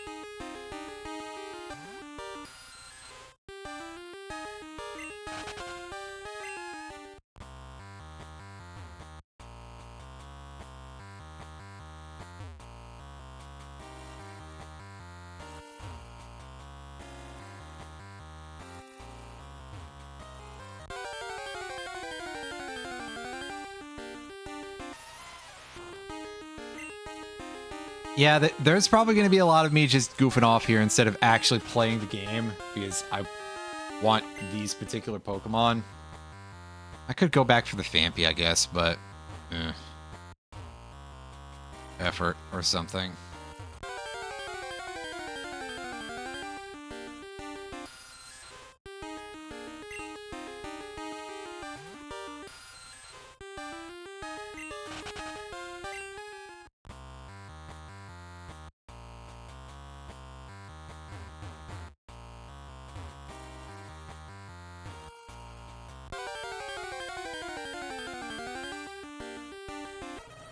Here it is. All right, well, I will throw down a save state, even though I'm trying to avoid using it. Oh yeah, it's got a weird grid thing for this thing. Instead, let's try just chucking balls and see what happens. Oh, I only have 3 Pokeballs. I thought I had another set of 5 that I got from somewhere, but I was wrong. Well, whatever. Again, we're just turning this into RNG fun, I guess.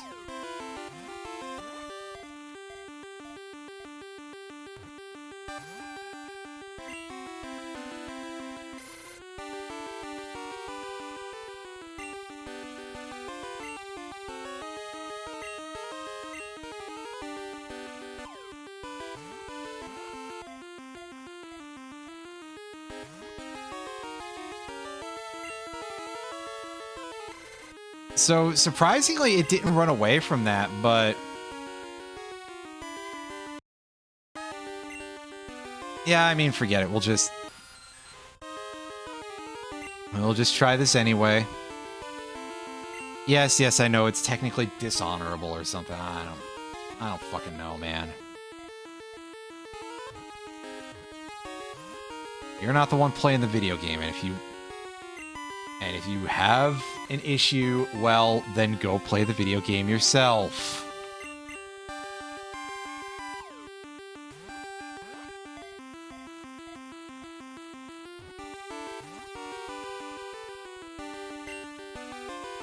Yeah, I mean, the game is just kind of, like, badly designed, so... hell with what anyone else says about this.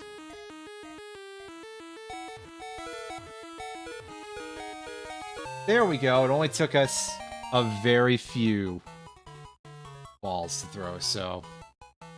neat.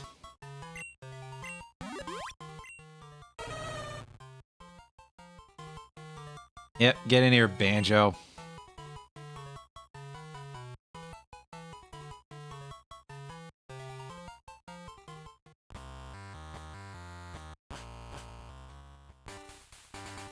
Now, of course, unfortunately, we do exist in a realm where Zubat is one of our guys, and that thing gains, like, no experience, so...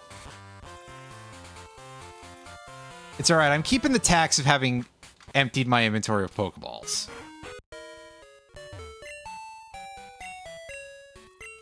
Actually, to offset it, I'll buy 3 more and I'll just discard them. So then it's like, hey, yeah, I did spend the 6 Pokeballs. I just cut out as much of the RNG of finding another one. I don't know why I care if I keep saying, like, well, I don't care what anybody else has to say about it. I'm the only one whose opinion matters on this right now, because, again, I'm the one who's playing it. So, I'll be an annoying person about this as much as I wish. And I'll do that for, you know, justification. And then we'll buy some new Pokeballs, and I'll just say, man, why is Game Freak like this? Why is this game so not well designed, right? Also, it's very funny to see these say, oh, they raised the stats for 1 battle. That's not really true, is it? I mean, it's sort of true, but it can be lost by switching out. You lied to me and now I believe in nothing, game. Except the fact that you're a complete dick for making some of these Pokemon run away from battle.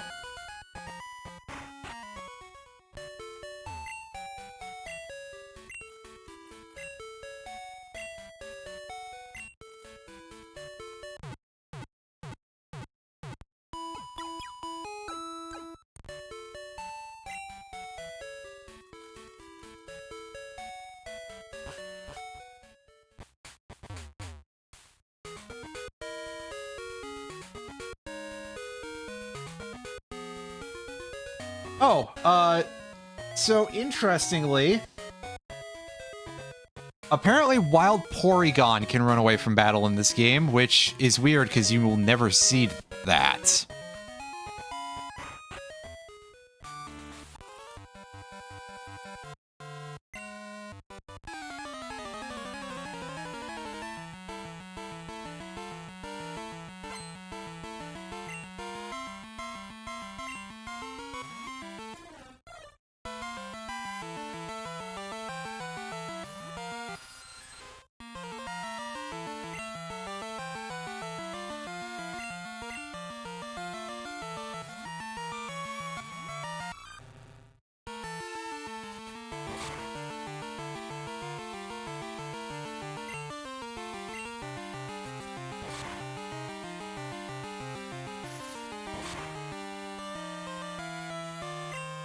I mean, I guess it might be a thing that you could have seen at some point, but mentally I'm just like, where would you find Wild Porygon anyway?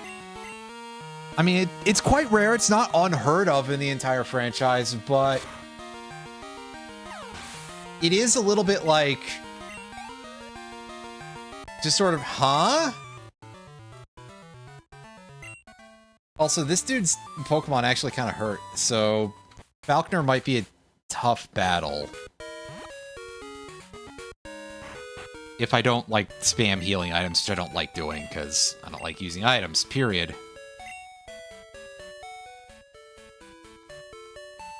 I mean, I suppose, but mentally I'm just like, Porygon's whole bag is that it's entirely digital. So, related to electricity would be not completely off, but slightly. Otherwise, it's been available in the Trophy Garden in Diamond and Pearl.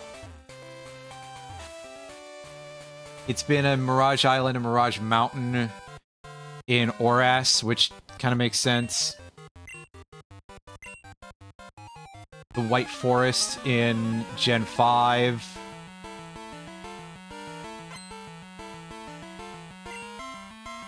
Apparently they exist in the wild and on Route 7 in Let's Go Pikachu and Eevee?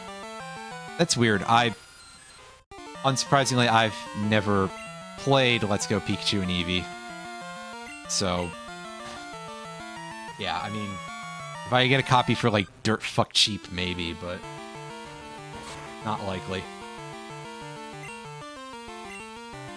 And I know they appeared in Wild Hordes in the Gen 9 games as part of an event that they were running for Pokemon Day a couple of months ago. So you could find those in the BioShock place. What? BioShock.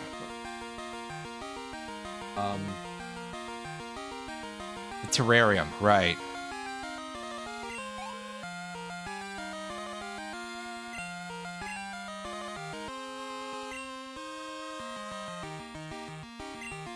So, not a non-existent wild Pokemon, but definitely a quite odd one.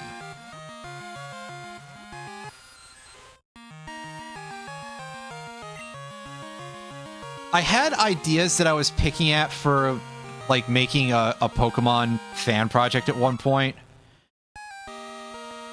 And one of them was going to be that, as opposed to how all the new Pokemon games are all like, oh yeah, everything is Rotom-based technology. Instead, that idea that I had, the Skynet equivalent there was going to be that once you became a Pokemon trainer, once you had that license, they gave you a Porygon as basically like your operating system for your boxes and stuff. And once you caught a certain amount of Pokemon, you'd be able to just actually use it as an actual Pokemon. Most of the time, though, you get Porygon through the game corner, and I know that we all agree that that's the most fun thing to do, right? Is to completely max out your coin case and then dump all of that on a Porygon. To spend the rough equivalent of 100,000 they're called Poké Dollars in Coliseum, but I don't think in any other game. To spend the rough equivalent of 100,000 P on a Porygon.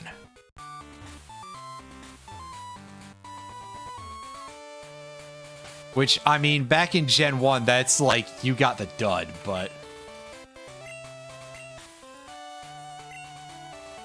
at least, starting after this point, it's kind of valid.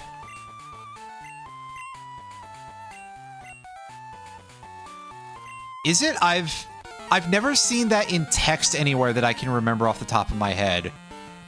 Except for in Coliseum. It might just be like a thing in manuals or something, and that'll be why I don't know it offhand, because... imagine reading the manual for a video game, right? What fucking nerd shit. Also, just because I wouldn't remember the exact words anyway.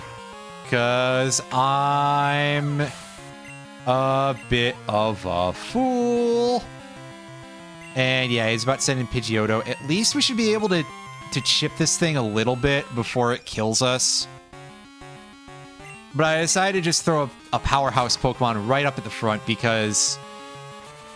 yeah, with the low levels, the overall level of attrition in this battle is quite high. So, it's not like... you can't do safe switches here. If I were to switch out to Totodile here, I probably would get rocked. And like, okay, we can let Kazooie take a fall here for purposes of letting Vector take the lead in levels, which, you know, maybe our starter Pokemon usually feels like it should be the leader, but it just hasn't been the most viable choice for dealing with the last chunk of the game, where Spearow was actually our best choice.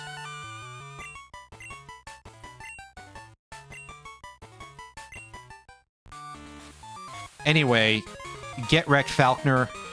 Why is your ace a Pidgeotto? That's quite odd, but I think it's mostly because in my brain I'm always like, okay, these dudes' aces should be final form Pokemon that cannot evolve anymore. And in most cases they usually are, I think.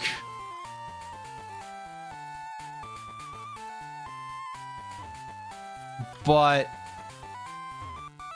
I guess your options are kind of limited when it comes to Falconer. I guess you could have Farfetch'd.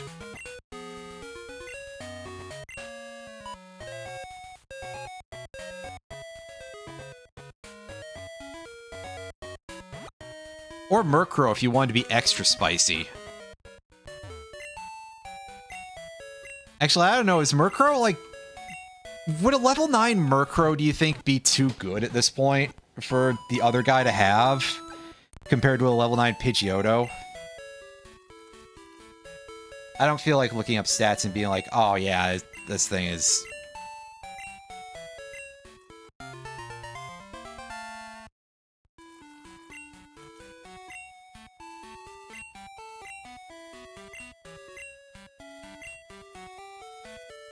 That's right, they have just learned about eggs. Also, these kids with the Game Boys, I always thought they kind of looked like they had duck bills. Like, that's just a weird duck child for some reason. Somebody had a teleporter accident with Psyduck.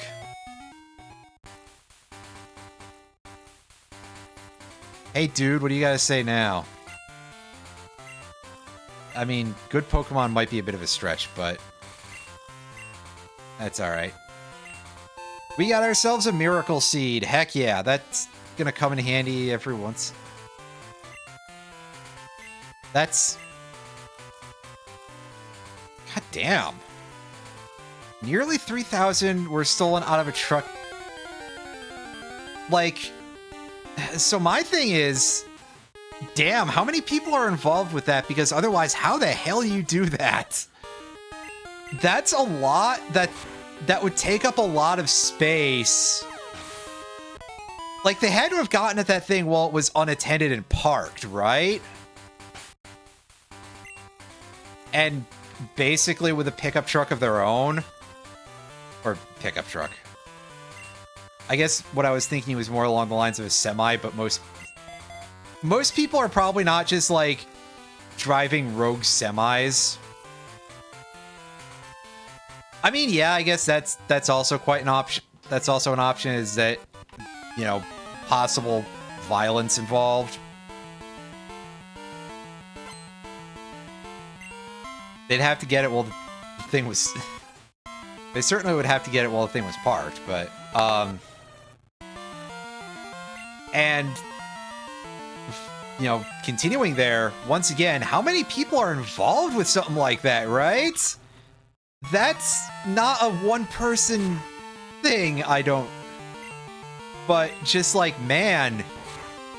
I guess I'm asking that because I want to know, like, is it one shitty person or is it a whole job of, like, many people being shitheads?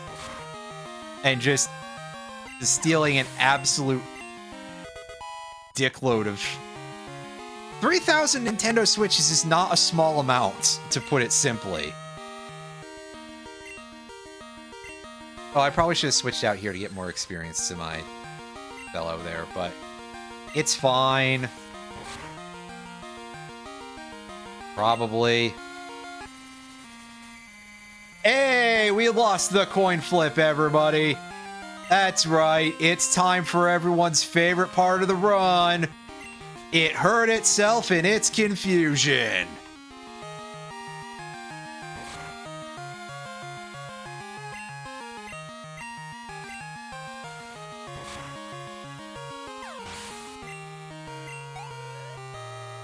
Oh, yeah! Everybody's favorite part of the Pokemans. The part where you lose all control. Hey, cool, we got a Repel. Those are usually pretty helpful.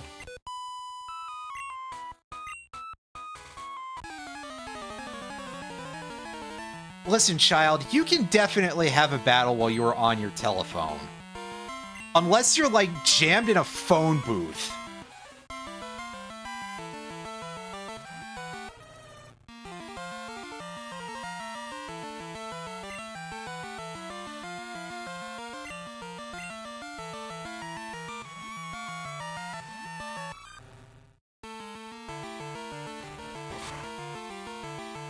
I mean, even then, if you have the battle at a phone booth, you might be okay.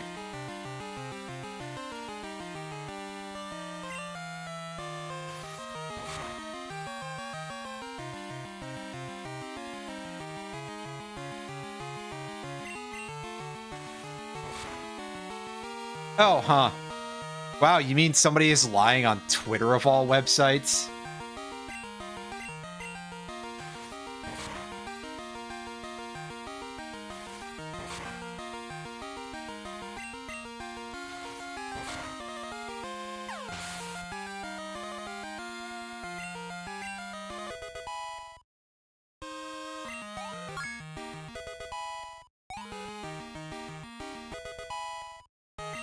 Hey, nice.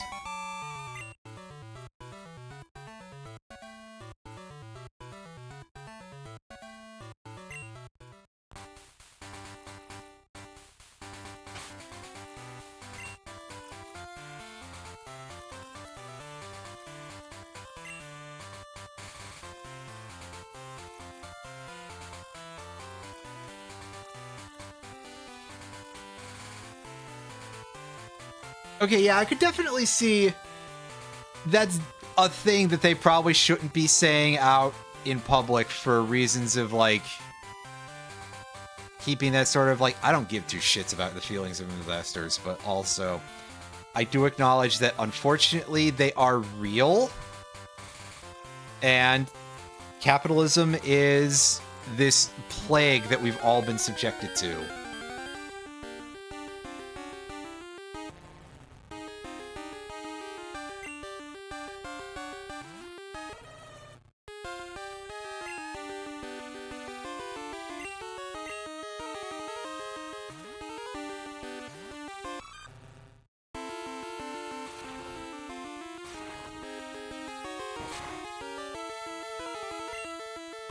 So unfortunately, yes, there are, like, benefits for them to do things like that.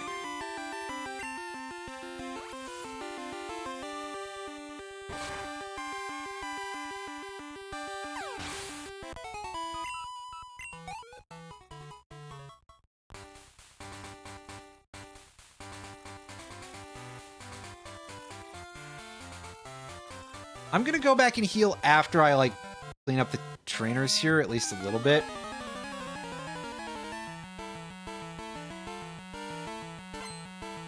Might go sooner, but still.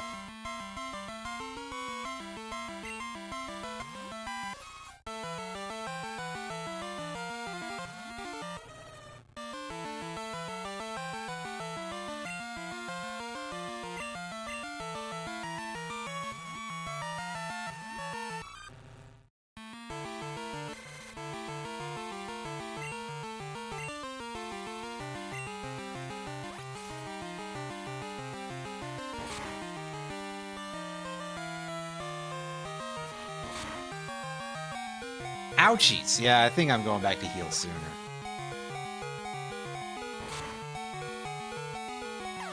Yes, I definitely have seen some more of those. I'm gonna have to, like... I mentioned before, I need to get a better list of some of the ones that they're using, so that way I can put those onto a banned words list. They are circumventing viewers, which I actually took off the list. Because of that exact reason. I was like, eventually that's going to be pointless.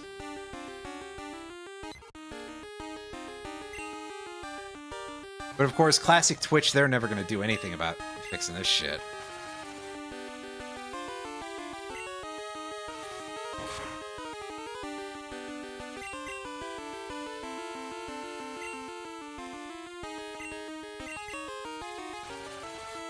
Here, let's see if... Oh, sorry. I just slammed the entire mic arm with my wrist by accident. Whoops. Let's see if we can just get through this battle of just me mashing out Scratch instead of having to switch or anything.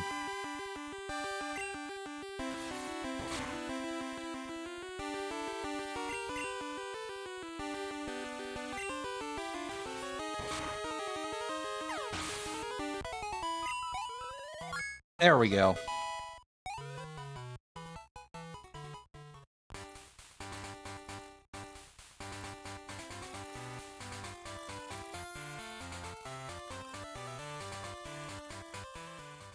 You do. You have news that's relevant to this stream. What am I missing out on here?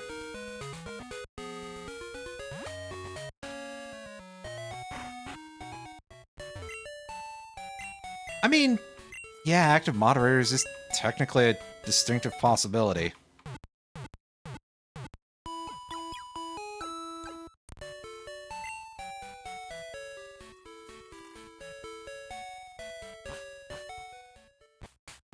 What am I using to display this game? I am playing this game through MGBA, which is an emulator.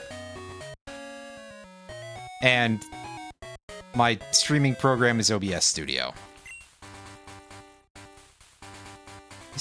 No, is it regular OBS? Fuck, man, I don't know about that, actually, but yeah, go on.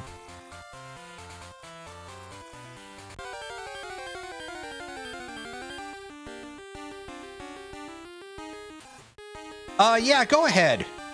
I don't have links like Autoband or anything like that, which is part of what that discussion was about.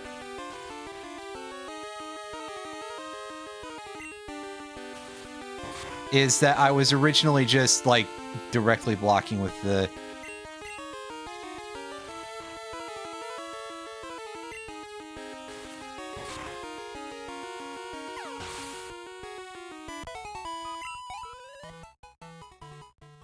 Oh, see, I had heard about this, but I think I had heard of it mostly for, like,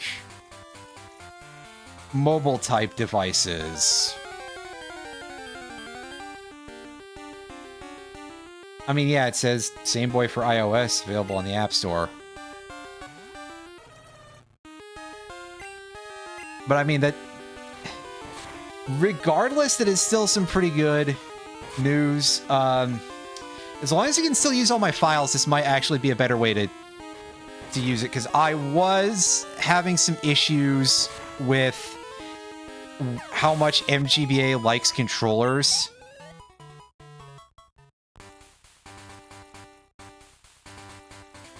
And that is not a lot. So I bumped my PS4 controller slightly, and it was like, oh, by the way, it disconnected, and then it just would not read any inputs from it at all. So, great work there, MGBA. Great fucking work. But maybe this will work better with that, so it'd be nice to check that out. It looks like it's got some pretty fun features going with it, too.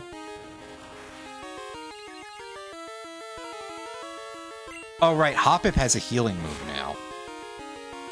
This level.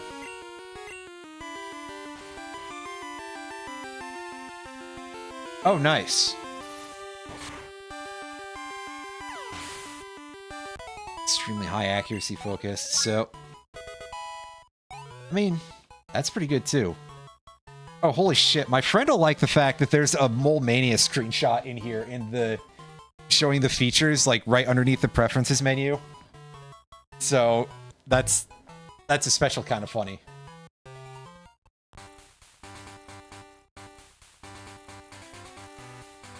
Yeah, I'll take a look at this in the future.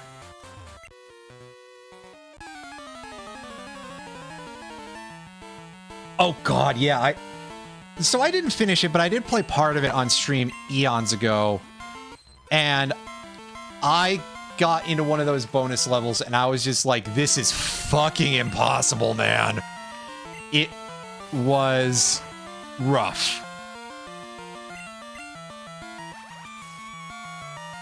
Oh, this might do some damage. Only 5. Oh god, that's... Ugh. Ugh.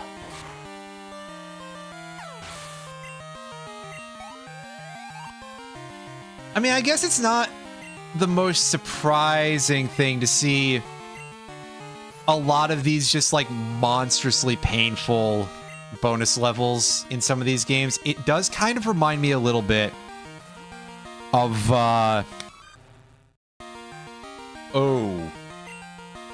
Wario Land 2. When I was watching Alan stream that, when he was going for all the treasures, and you've got that little, like, matching game. And the things are on screen for less than a second, basically.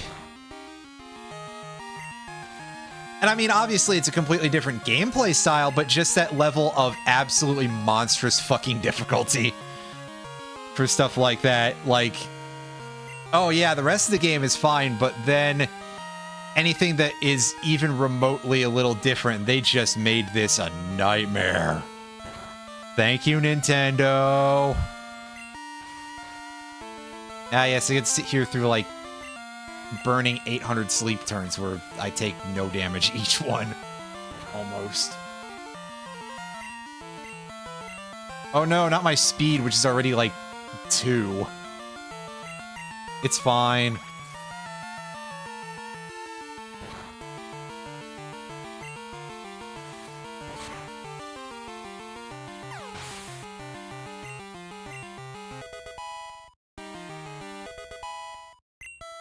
Oh, hey, we got a ghost-type attack. It's not a good one, obviously, but being that it's Teddy Ursa, it's actually coming off of our better attack stat, because, yeah, for some reason, Gen 1 to 3 ghost-type moves were physical. And personally, I blame that on the fact that Lick was the only one that had a normal damage calc. And obviously, that's going to be a physical move.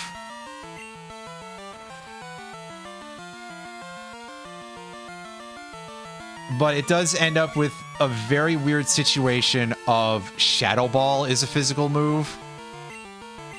A physical move that debuffs the enemy's special defense when it lands the correct roll on that. So that's a weird bit of business.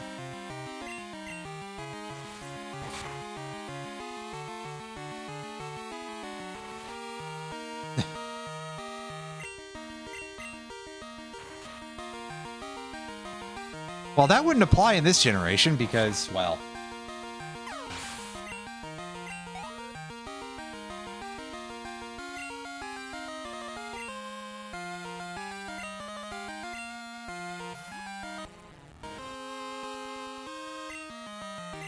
Oh, this one's level 15, so it might actually have tackle. So we gotta switch out so that way we don't have to deal with the possibility of dying.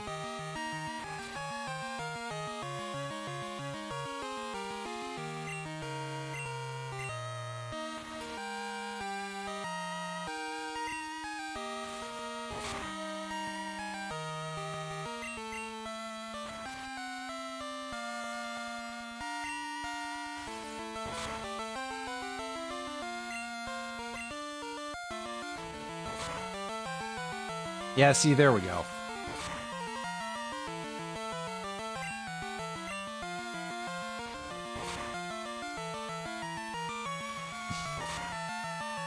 Yeah, good old Vector the Crocodile, one of the many oddball Sonic characters out there that was mostly in one of those weird spin-off games. I mean, I guess Sonic Heroes doesn't really count as a weird spin-off game per se. And Knuckles Chaotix, well, I don't want to call that a weird spin-off game. That was the stuff of legend back in the day. Like, I remember a lot of people when Sonic Heroes came out kind of being like, who are these guys about Team Chaotix? And then when it was explained, it was like, oh, that sounds really cool because it was this game that nobody had played. But I've heard that Knuckles Chaotix is a bit of a bumpy ride, basically. It's what you might call not the most intuitive of video games. But hey, one of them gets to be one of your characters in that is a crocodile, so I mean,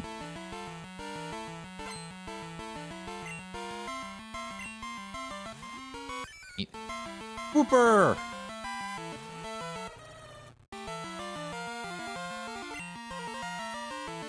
For some reason, my brain does not register the fact that Whooper is kind of an axolotl. Even though, like, yeah, clearly it's got the weird side of the head antenna thing. Maybe it's just because it evolves into Quagsire, which is just kind of a dork. Just a goofy creature. And then they didn't go for another Pokemon later that was just like, hey, here's a big Axolotl. So there's always this weird part of my brain that's like, hey, that would be a really cool thing to have as a Pokemon. And then I have to go, wait, no, they already did that. And it was pretty good.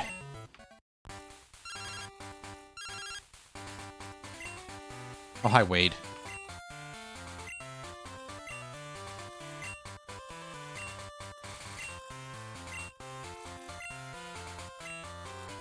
Oh, buddy, I don't think you one-shot that Ladybug. Because you are just using 3 Caterpies and a weed.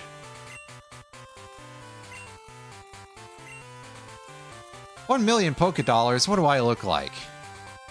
The fuck do you mean scram? You ambushed me while I was on my way to the Pokemon Center, dude. Don't you fucking scram me, motherfucker.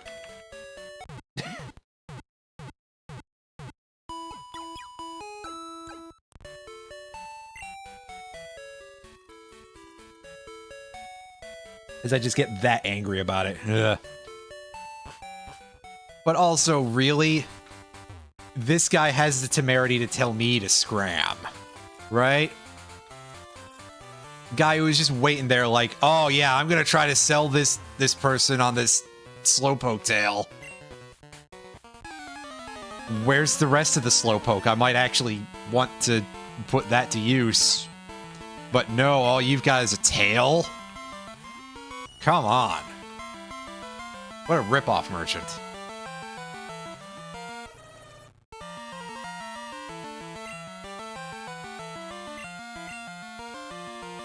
Oh, wait, no, if he sold me the full Slowpoke, I might be able to... Well, Slowpoke tails don't actually grow back. What do you think it is, Veluza? I said before, I'm pretty sure that that's probably a thing that exists, is that, like, since Veluza as a Pokemon just, like, is repeatedly stated in all of its lore that, oh, hey, it naturally regenerates itself, and it has abilities to chop itself up to remove pieces that are too heavy, and stuff like that.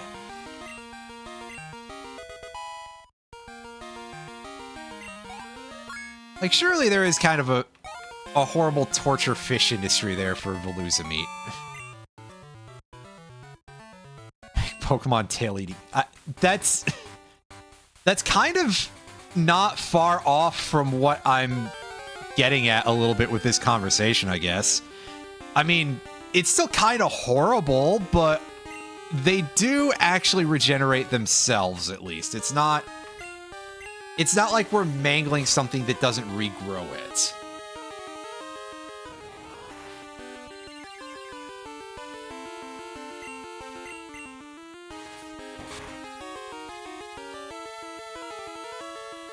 You'd absolutely get somebody who's like, oh no, the Veluza love being in these weird torture cages where we make them use Fillet Away and then regen over and over for their entire natural-born life. You know, most of them just dream of, like, using Final Gambit on something very silly, but... Is it Final Gambit? I think it's Final Gambit. Yeah, it's not Last Resort and it's not Trump Card. It's Final Gambit. Which is a move that spends all of your HP to deal exactly that much damage to a target Pokemon. If I recall correctly, Veluza is like the Pokemon with the highest HP that has access to that move.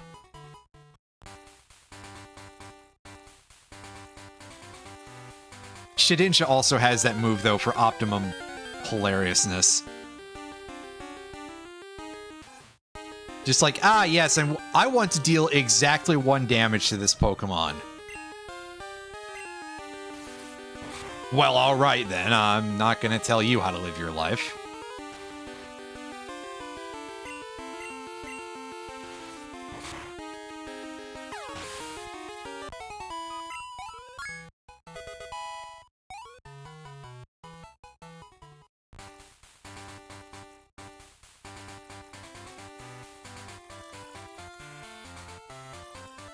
But look at this.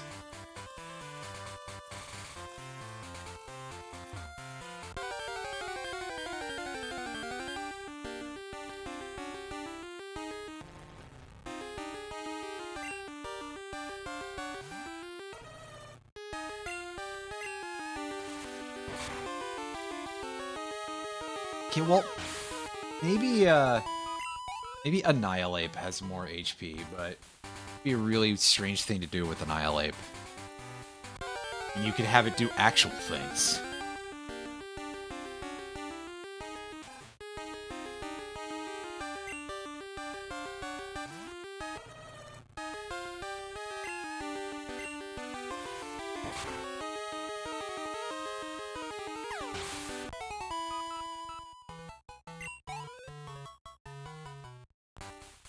Wow, I thought Surfetch had a chance of it, but no, Surfetch is nowhere near the amount of base HP as Veluza.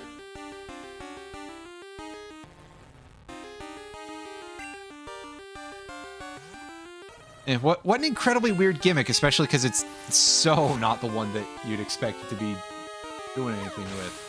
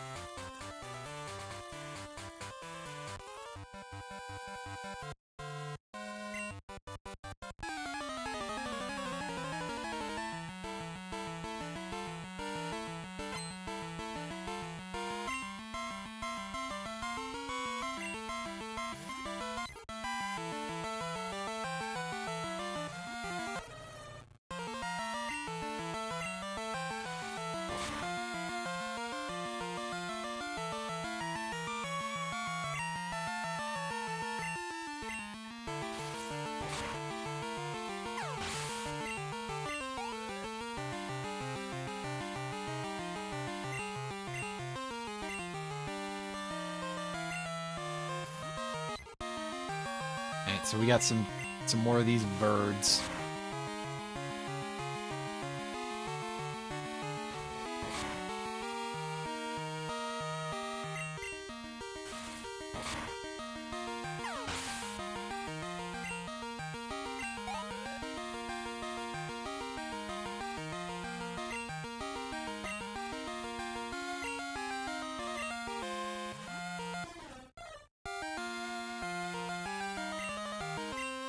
Might be able to get anywhere.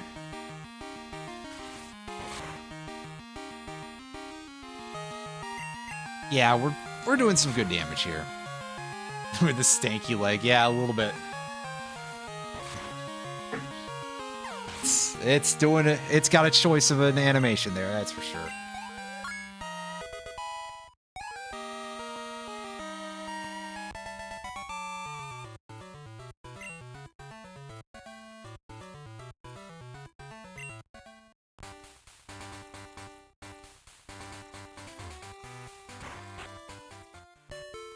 Do one last heal before we head into Union Cave. At least I think it's one last heal.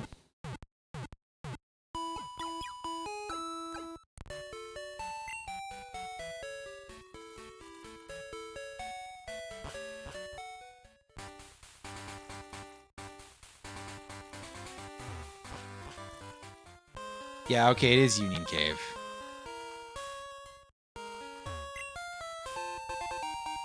Hey, we found about 200 Pokebucks. Yay. I wish it would drop me the raw cash, then I wouldn't have to do the sale. Sandshrew! Hey, that's a nice thing to see. I do like Sandshrew a pretty good amount.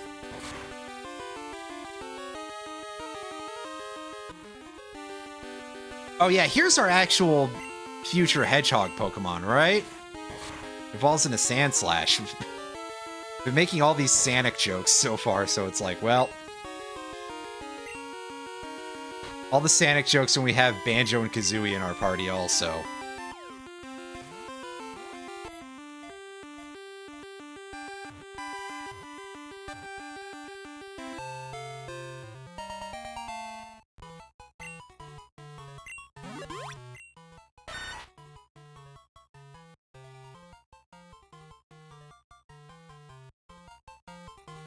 Yes, much unlike Anakin, this guy actually likes sand, which I imagine you would if you were named Sandshrew.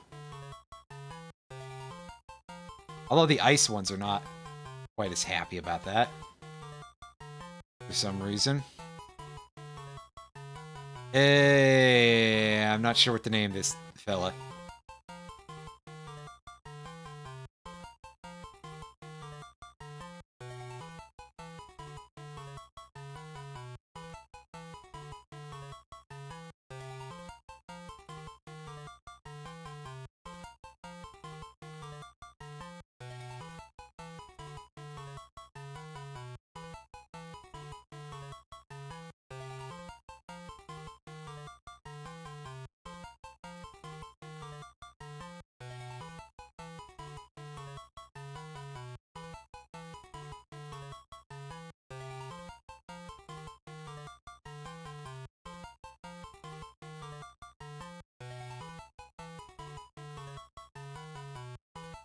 Grounder. Yeah, I mean, we've had all the... Could probably be Scratch, too. I mean, wait.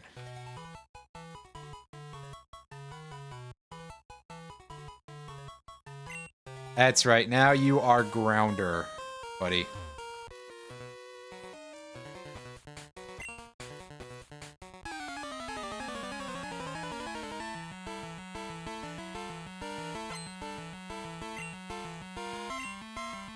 Sent out Onyx. Well, I know how to deal with that. And it's not with this Pokemon. It's with this one.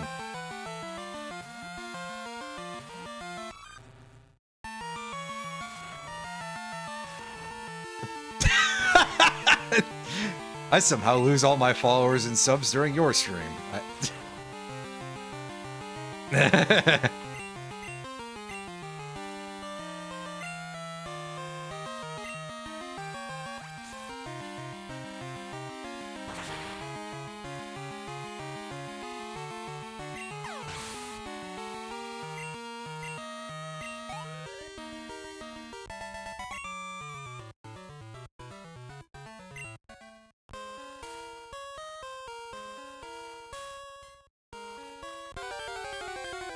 Oh, get the heck out of here, Zubats. It's not a Zubat somehow. Well, alright then.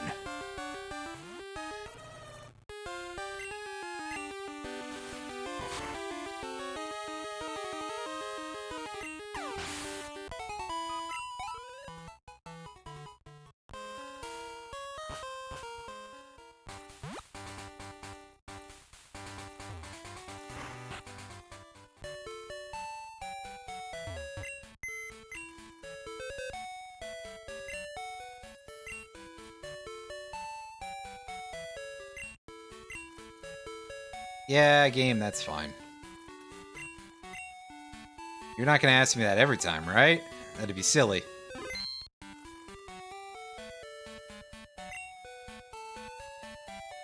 Oh, I gotta do it the other way, right? You can't just, like, quick swap anything. And then meanwhile, down here, we've got just egg. I don't imagine we've taken anywhere near enough steps to actually get this thing stage of egg.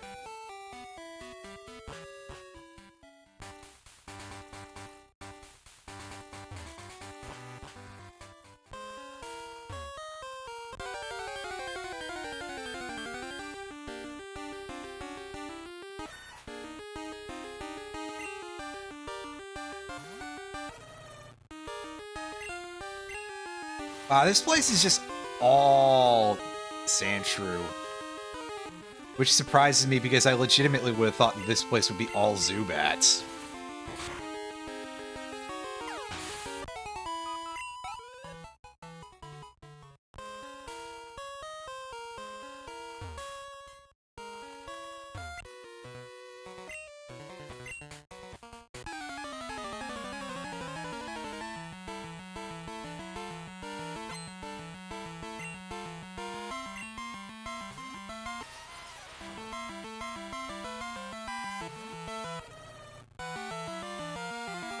Level 4 is obviously completely safe to stay in. I just don't think I can do much damage to it, so let's clean this up faster.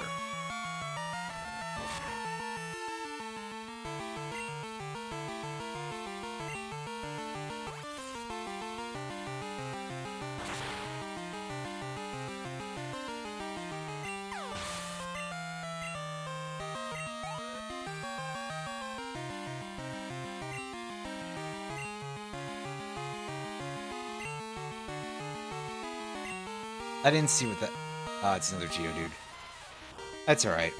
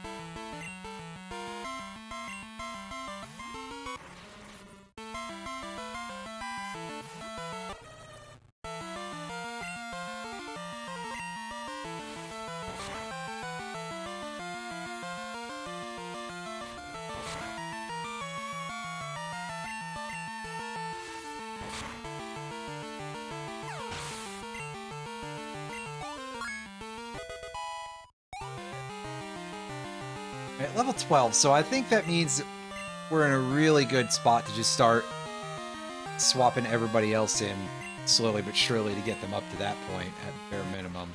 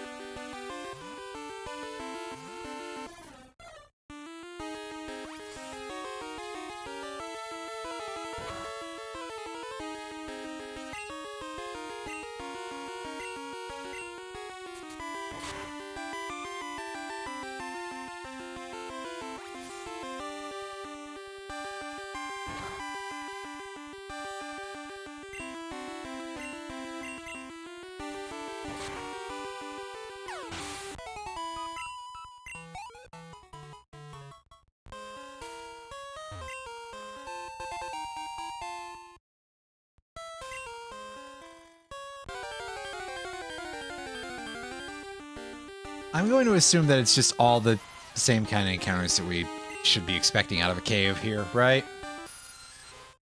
At bare minimum, I can at least kill Geodudes really easily.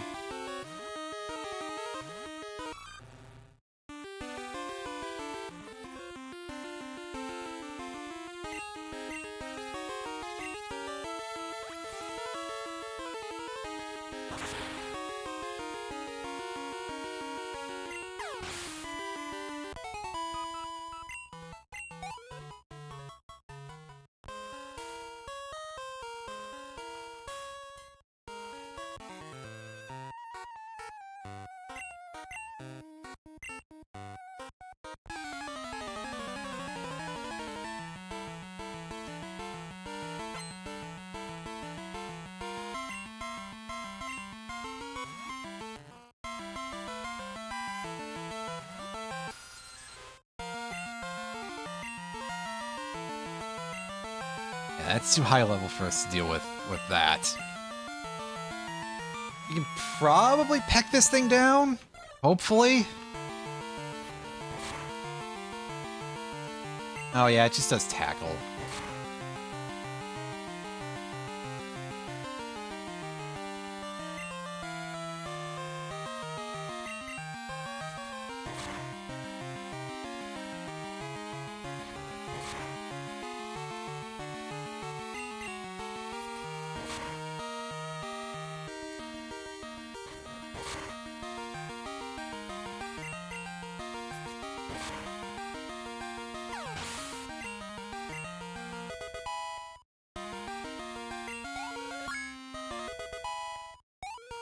Hey, level 12. All right. So I guess anything past that is pushing to higher levels with our Pokemon. Our main Pokemon, anyway. That's fine. I'm sure that continuing to level up our starter is perfectly A-O, not a problem.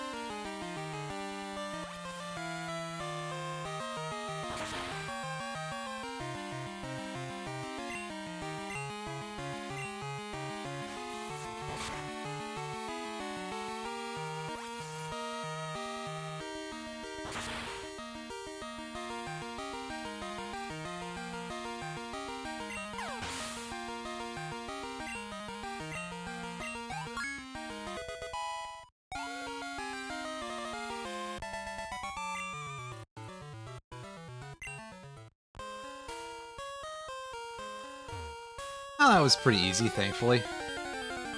I thought for sure that that guy would have one more Pokemon. I don't think I would have expected it to be hard. Hey look, Wild Onyx. That's a thing that exists.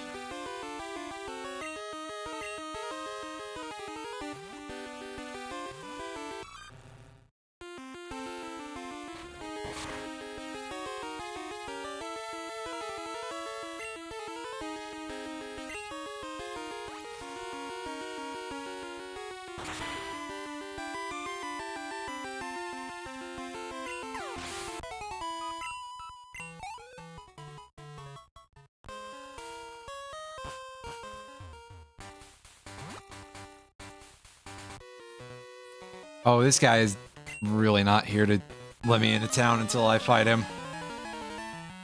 Well, that's just rude, sir. At least let me heal. For all of the just a couple of rocks you're gonna have that aren't gonna be a huge issue for me. But still.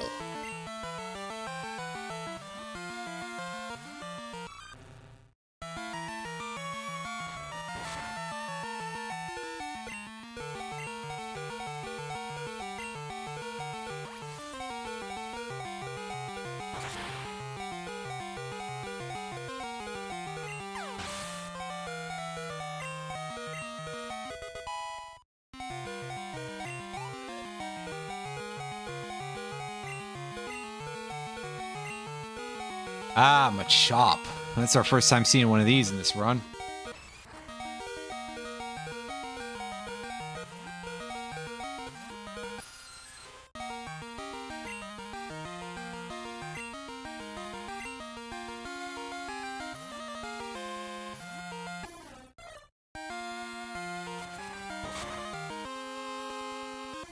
Oh, god damn. Wow, okay. That sucked.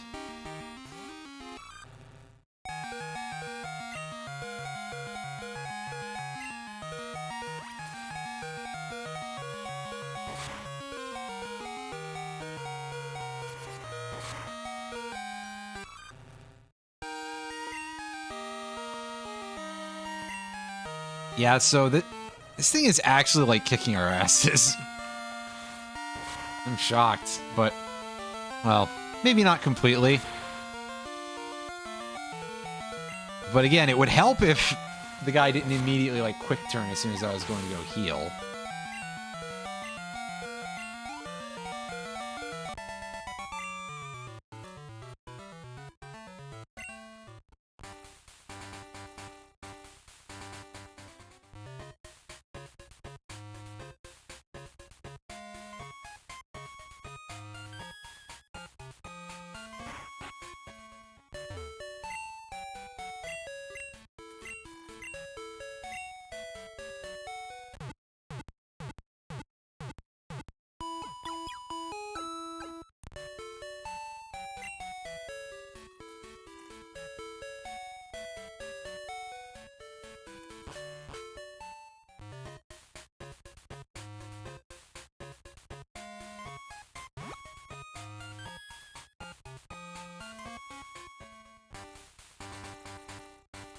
There's one more berry here, and I think...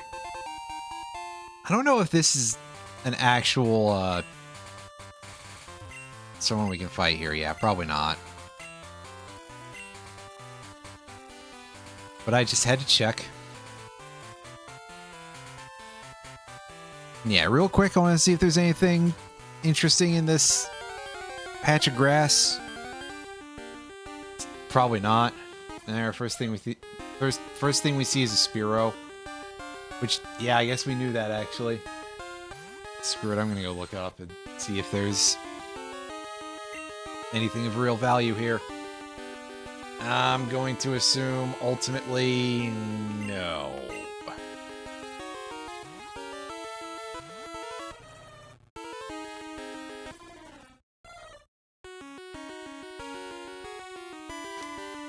It's Route 33, I believe, yeah. I mean, we can find Rattata, Spearow, Ekans. Find Zubat here at night. And we can find Geodude just like we can find them everywhere. Oh, and Hoppip I get. So, yeah, nothing of note.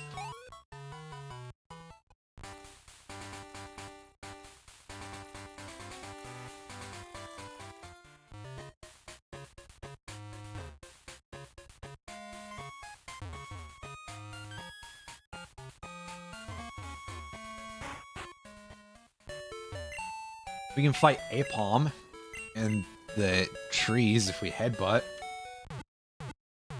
Which, I mean, I guess technically that's something. More interesting, though, we can get Heracross here once we have headbutt. But we'll deal with that next time.